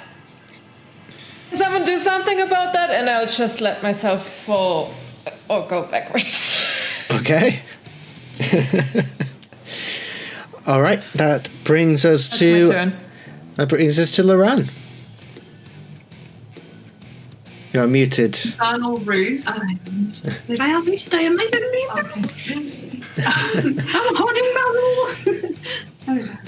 He's covered in infernal runes, you say? Yes. Okay. These look like maybe they're the source of his power. Cut off his runes as the source of his power. I would say, seeing that there is no holy symbol or any apparent spellcasting focus, you could draw that conclusion. Okay. We take the skin off. Get him. Get him alive! Roast beef. There's not a lot of... The sound of that agum goes, oh, yummy. Okay. I think that what I'll do then is I am going to use a yes. Alright, I'm going to cast Ambush Prey, which allows me to become invisible. And so long as I remain within 5 feet of my target, which is within 5 feet. Sorry, no, within 5 feet of my original position when I cast it, which is between the two targets. Then the next time I make an attack, I can add on an extra 1d6 points of damage. With the next spell. Here's what I'm going to do. I'm going to do that. I walk behind this guy and I turn invisible. And then I'm going to use my sorcerer points. I will use I will use sorcerer points. It's a quicken spell to turn my cantrip that I'm going to cast on him into a bonus action. Okay. And I would like to kind of just like raise my hand and I'll say, I know this isn't going to do much, but maybe it'll do something. And I would like to do Green Flame Blade again, targeting this time, if it's possible, the gem. Okay. And then have it bounce onto the dude, potentially. Okay, interesting. But I can't really do anything to actually carve off his skin as much as I'd like to. But hey ho, here we go. All That's right. 18, which I think might be okay. Go ahead and roll damage. Okie dokie yokie. So it's 1d8. Wait, and it's added, excuse me, I can add a d4. Oh, it's a 190. Oh, so it's 1d8. That's 5. Plus 1d6, which is 2. That makes 7. So the gem takes 7 points of damage. And then 3 points of damage bounce over and whack Mr. Hellraiser. Okay. I don't know if low-key aiming for his tattoos. All right. So you strike the gem, and the gem instantly shatters, Oh shit. and you see these little glints of light in the air that seem to float for a second before flying straight towards this cultist, as the effect of the green flame blade also fires towards him, as both simultaneously engulf this individual. We have a phrase on QuestJunkiesUK that sometimes gets uttered. Tell us how this goes down. Last way! Here's each alive. Slay one of Yes, okay, so what I think is in disturbing this gem, as a team, we have actually destroyed his spirit. And he just breaks down, kind of crying for a moment. Sure. Oh, Spoon, why? I'm just gonna kind of go along those lines. The sparkles kind of like mix in with his fire, and it's like a little like fireworks, and Loran gets the idea to invent fireworks, and then it like seeps into all of his like tattoos and it explodes. So, bleh, bleh. And as his form explodes, in its place there is just a humanoid form made of fire, cool. which starts screaming as runes light up on the ground beneath him, which then opens up into a flaming hand that grabs hold of him and pulls him into the ground, and then suddenly vanishes, leaving no trace. That's not.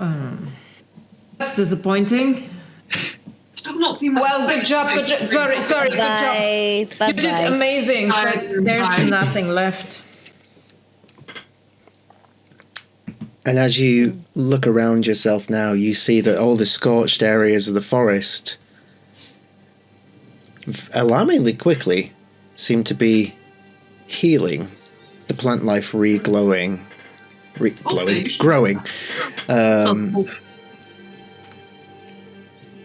You hear the wildlife in the trees come back, and you start to see the little Kodama fade back into existence as they start skipping around in circles around you.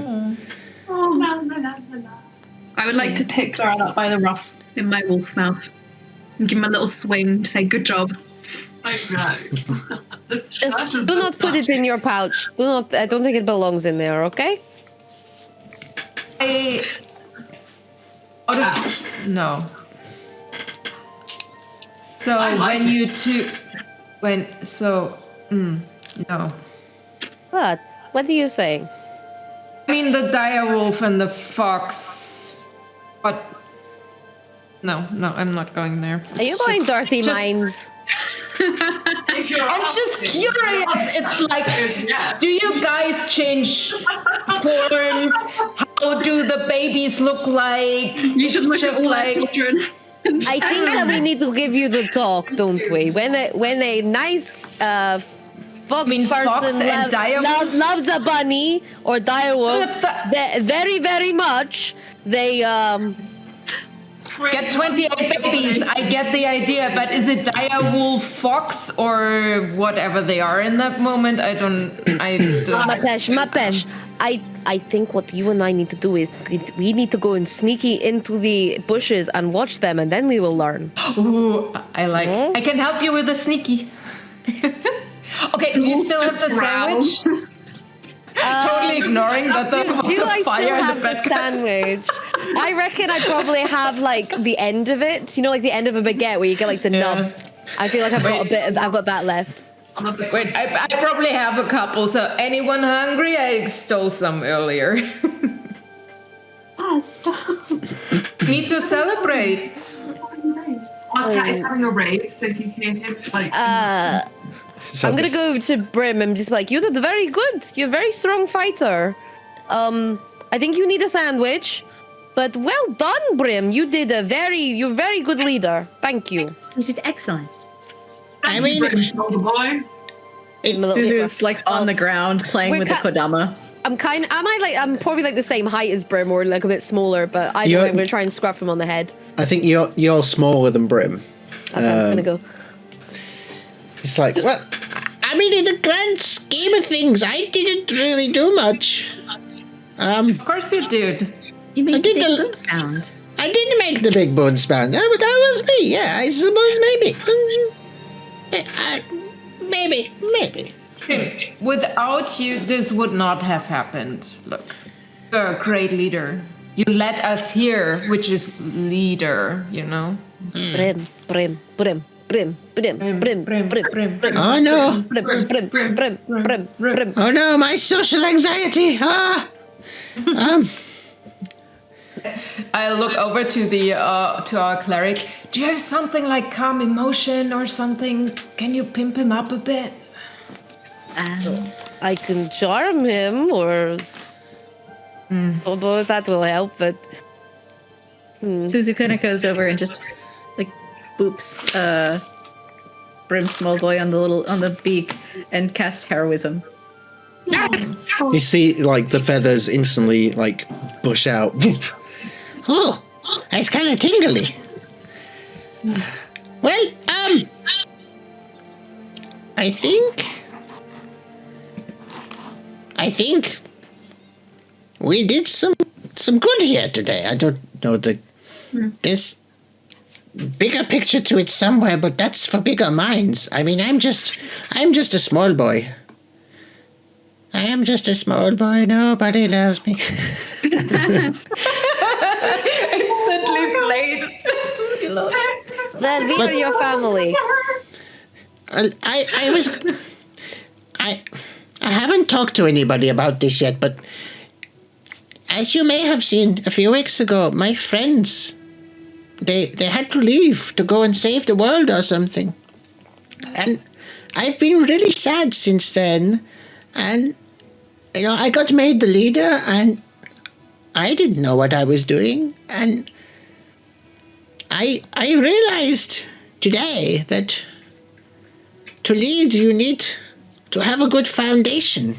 And I think, well, feel free to say no. It is not you're not contractually obliged to this, but I wanted to form my own wild ones to keep this community, our family, safe. And, well, we have a curious dynamic, the 6 of us, but maybe we can... 828 kids. 833, actually. Oh, Plus sorry. 835 in subscribes.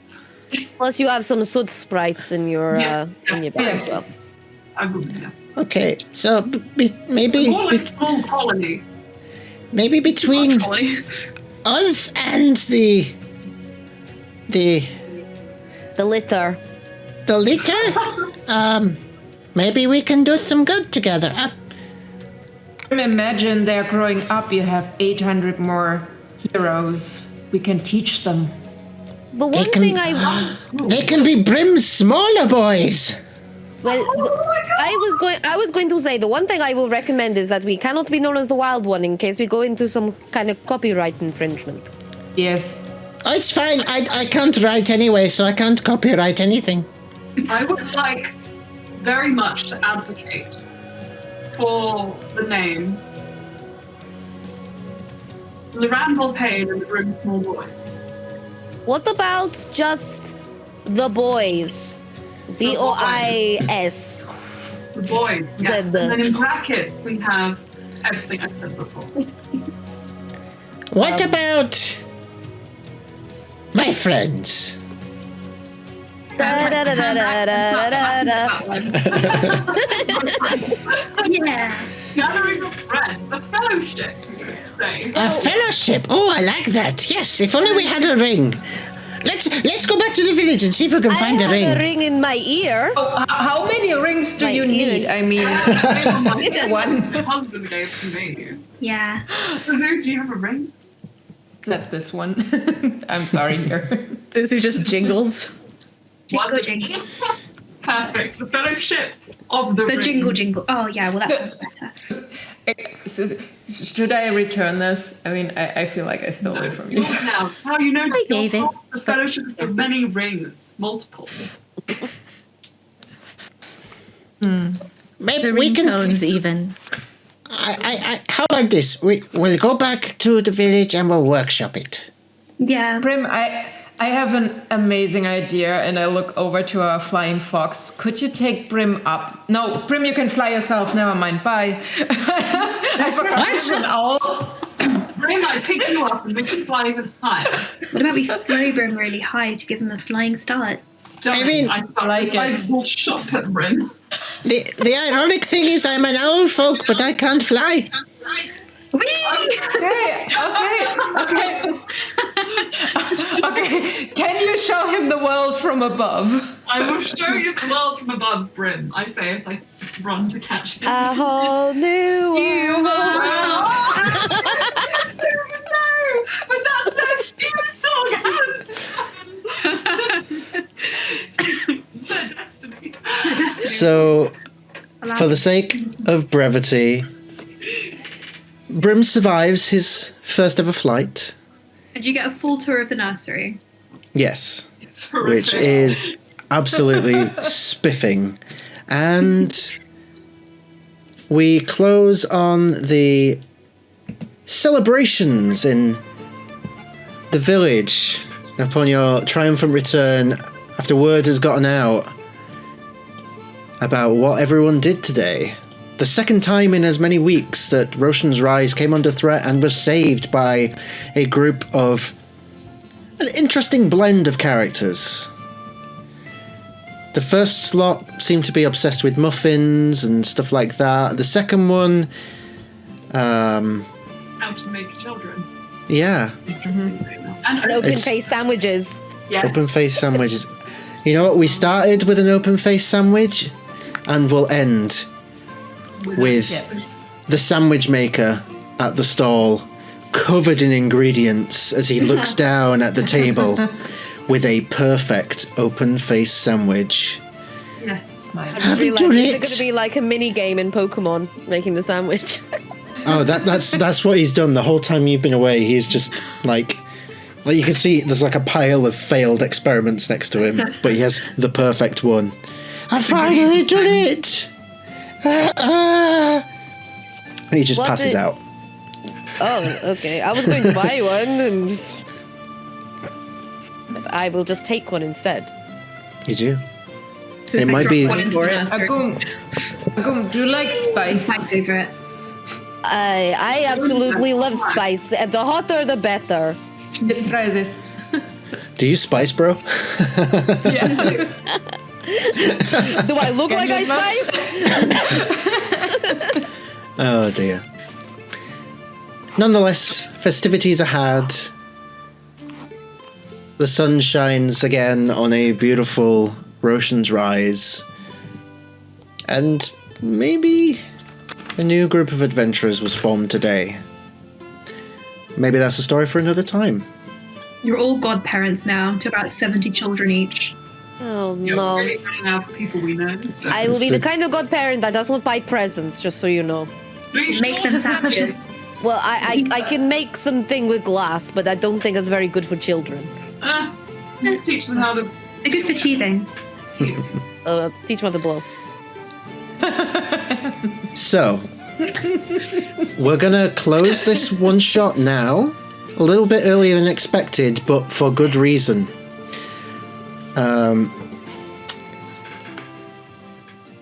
The thing we always do on QuestJunkiesUK is we always do something called a post-credits scene.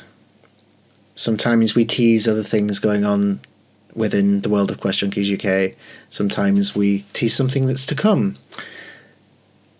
In this case, I would like to ask everyone except for Aelin to please mute their microphones. Because for tonight's post-credits scene, we're going to have a sneak peek of what's to come this Saturday in our final session of the Demetherin 5. So,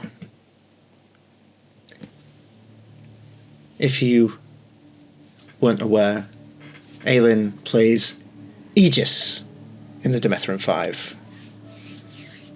A very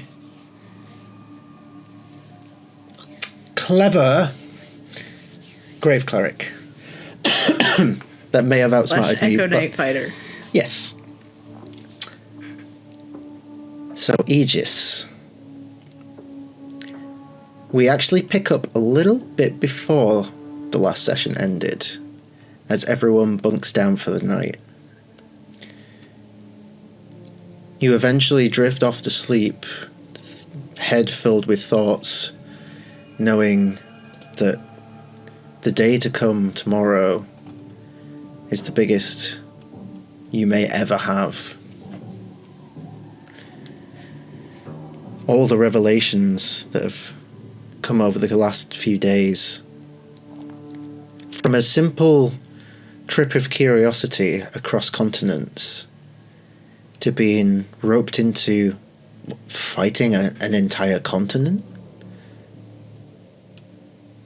How did you get here? As these thoughts swim through your mind, you eventually do drift off to sleep,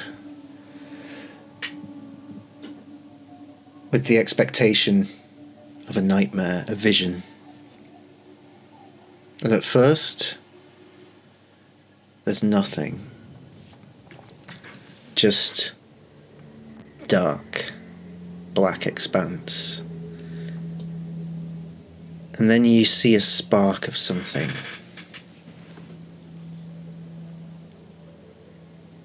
Fire. Everything feels slow. There's movement and there's heat. But the only noise you can hear, despite all this chaos, is breath. It's yours, but it's also a stranger's. It's like someone else is using your body to breathe. You're stumbling, but you make it to your feet. Ahead of you is the altar, the one you saw when all of this began, in the first vision, the first dream, the first nightmare, whatever you want to call it. You realize it's the same dream. But is it a dream this time? Or is this really happening? Suddenly, the altar transforms and changes, and becomes a massive, pulsating form, consisting entirely of the maggot-infested rot that you have seen so many times on this adventure. And it begins to glow, as if something inside is burning. Now, Aegis, you are a grave cleric. Death is the one thing you know more than anything.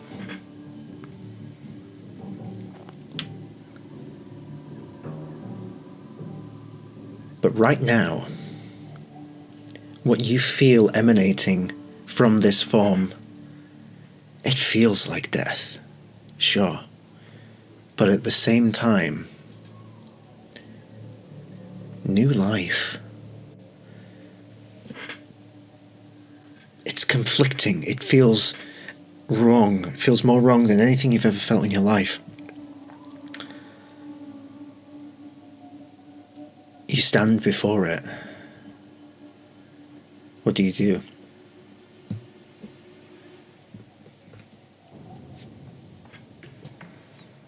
So the feeling of like the breath that isn't congruous with my own. Does that breathing sensation feel like it's in sync with these worms? Disturbingly so.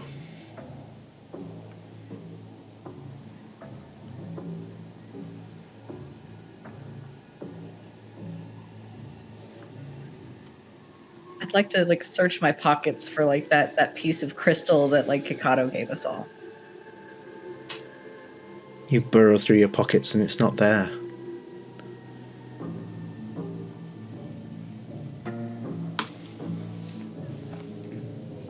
There's a flare from the inside of it. It grows a little.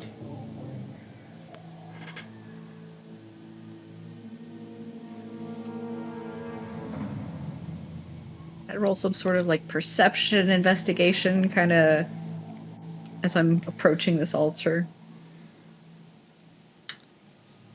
You can certainly try.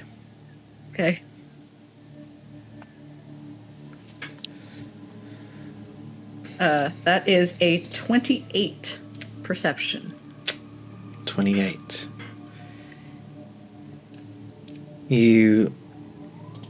Your gaze pierces into this form, trying to pick out every detail. I think this would actually be like a manifestation of his Eyes of the Grave, using it to see through the undead. Interesting. Okay. So you peer through the veil, trying to see what can be unseen. As you see something looking back at you. Difficult to even comprehend, but as it does, you feel some sort of connection, a psychic connection, an influence. And as it hits you, it's like a thunderbolt. Every aspect of your being wants to resist whatever this is.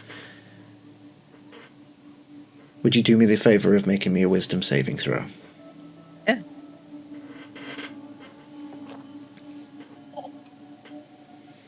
Aegis's dice are on fire tonight. That is a 25.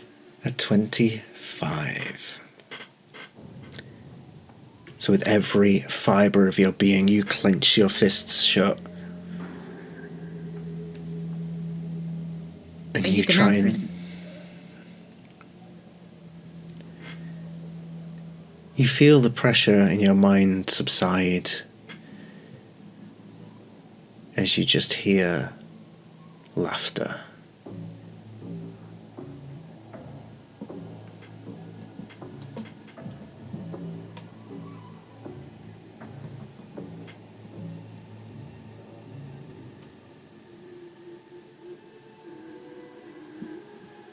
He just... okay. Shrugs.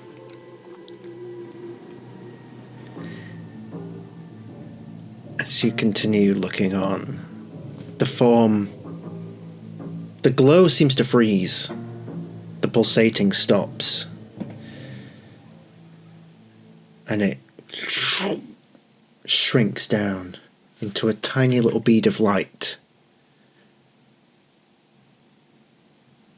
And then an explosion of light hits you. He just flinches away from the light. And as the light consumes you, we'll pick up on Saturday. Classic. Friends, you may unmute your microphones now. Thank you for indulging me on that little brief detour into... Classic DMing. Yes. Oh, perhaps.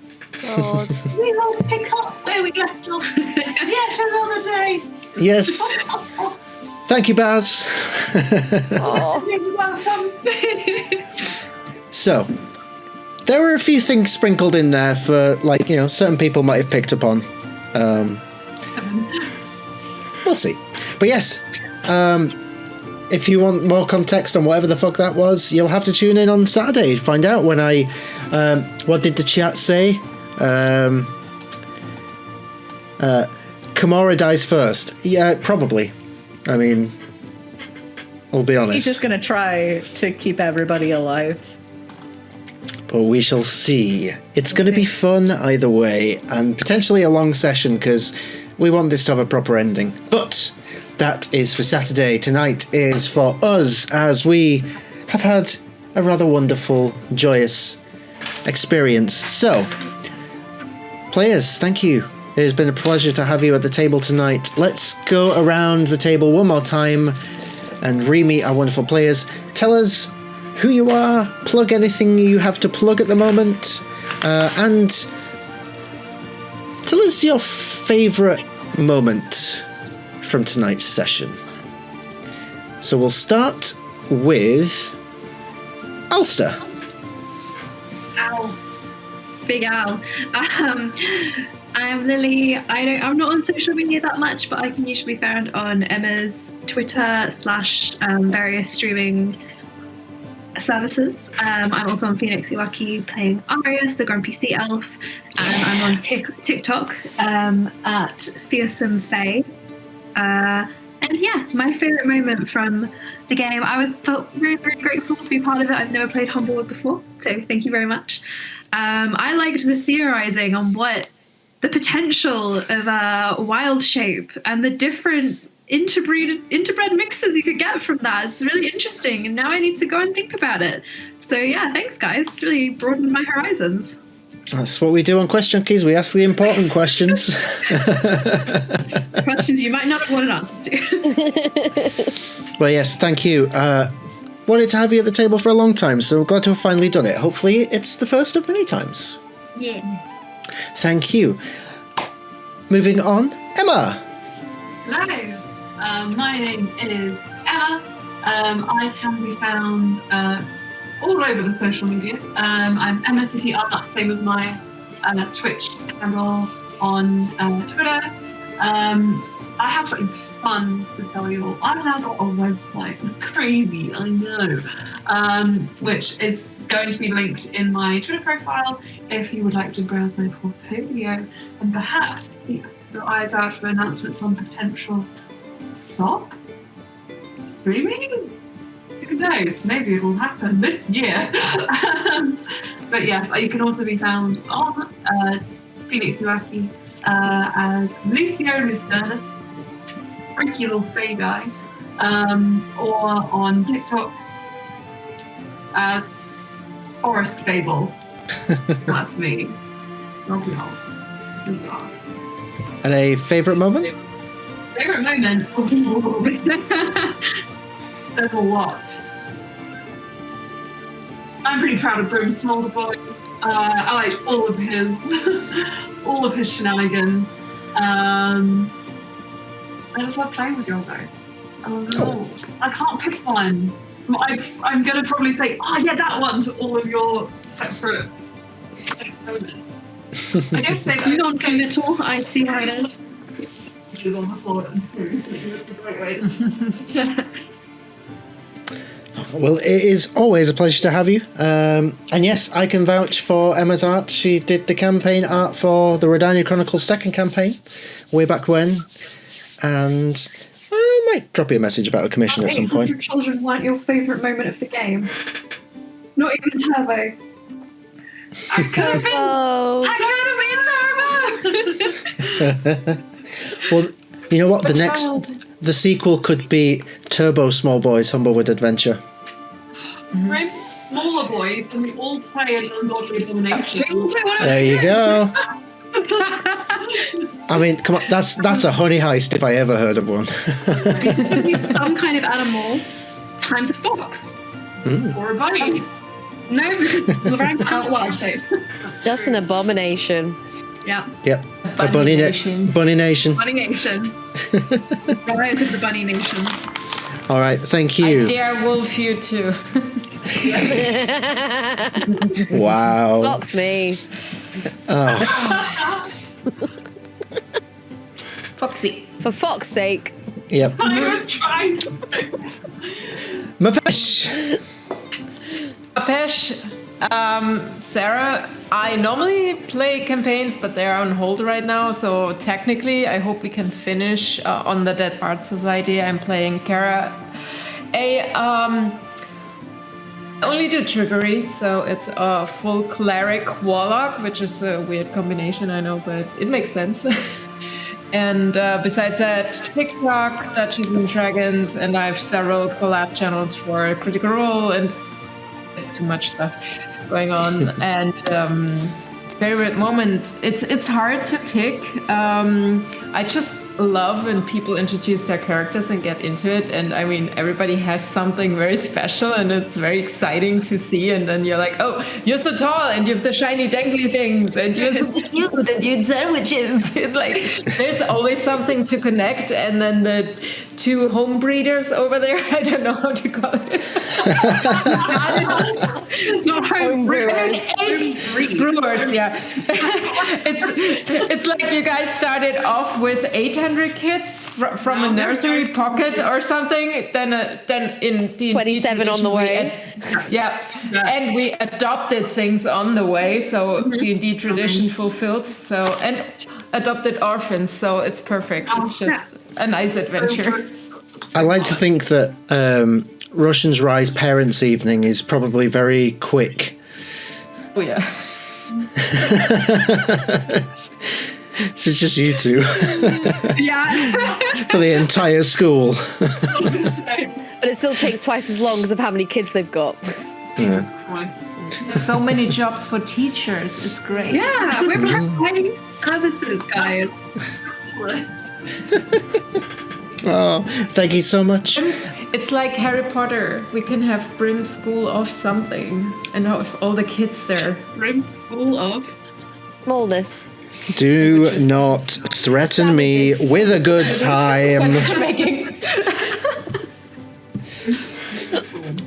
All right, thank you. Inspiration. We also have Suzu. Aelin, I played Suzu, and at the end, Aegis. You can find me here playing Aegis for the last time on Saturday. And potentially somebody new in the future, but also Reese on Jacentus Tyranny on Phoenix Iwaki. Favorite moment. Again, I did love the character intros, but like the sandwich shenanigans was so good. Hell yeah. And thank you also for indulging me with the post-credit scene with very, very little notice. It was a last-minute idea that I had. It's like, oh, gotta do it. Yeah, my creepy twins live on the like periphery of my brain anyways, so It's all good. It's just weird hearing for the last time. yeah. All right, and last but never least, Agum. Hello, Agum. Hi, I am Mai. I played Agum, our small, feisty Jarbeen. You can find me on social media as Myrit the Pirate or Myrit Pirate on Twitter, because ironically there were too many characters to have Myrit the Pirate. And you can also find me on Twitch and YouTube. I'm currently taking a bit of a social media break, but pop over to those little places and I'll be back soon. And my favorite... Oh, I also play Feronia, our Chaos Kitty, Circle Stars druid over on Redania Chronicles, and watch this space in the Wacky-verse. Let's just say that. In the Wacky-verse. And my favorite moment tonight was again the sandwich shenanigans. Any open-faced sandwich, but I'm very proud of our sandwich maker for finally making the perfect Roshen's Rise special. Nice. The Roshen's Rise special. That's gonna have to go in the cookbook. Yeah. That I'm gonna have to make at some point. Oh yeah. You got muffins. We have to do the wild brew at some point. Well, pie is coming, so more stuff coming. This is true. Was there any stuff in the honey heist that we could use? Oh yeah, I mean, tons, absolutely tons. I'm still not done Honey bread. making things canon from that ludicrous, wonderful session. Guess we have to plug the Wildmount Chronicles. That was such a wonderful time. And I have been Patch, your ever humble dungeon master, mainly portraying the role of Brim Smolboi, everyone's favourite Brim. You can find me here all the time, doing all the things, making people make wisdom saves, and you can also find me, as well as some of these lovely folk, over on Phoenix Iwaki for Jacentus Tyranny, where I play the sassy yet classy Order of Scribes, Kalishtar Wizard, Kellen Sturgrove. We love her. And Yeah. And yes. she's going to fight my patron. Very excited for that. No, darling, please, let's correct this. I'm going to smite your patron. Exactly. Fighting That's words, how it eh? is. I mean, she's already Still killed me unbelievable. once, so, kill me once, shame on you. Kill me twice. I will defeat God. But yes, And that's me. So my favourite moment from tonight, there is a lot to pick from. I'll use one that I've used before because it happens every time, but on nights like this, it's particularly favourable. It's just the moment before we start streaming when I just like get the general vibe of how the table works. It's like, oh, I love playing D&D with you guys. Like, let's do this again. Let's keep doing this. So, thank you for that. It's little things like that is why I do this. So yeah, thank you guys. Pleasure as always. Thank you for having us at the virtual table. Thank you for having Of us. course. It was awesome. You are all always welcome at my table. So, we're going to wrap up here now. I'll find somebody to go and raid. In the meantime, friends who have watched at home, thank you for your time and for your patience, and hope to see you all on Saturday for the end of technically the first...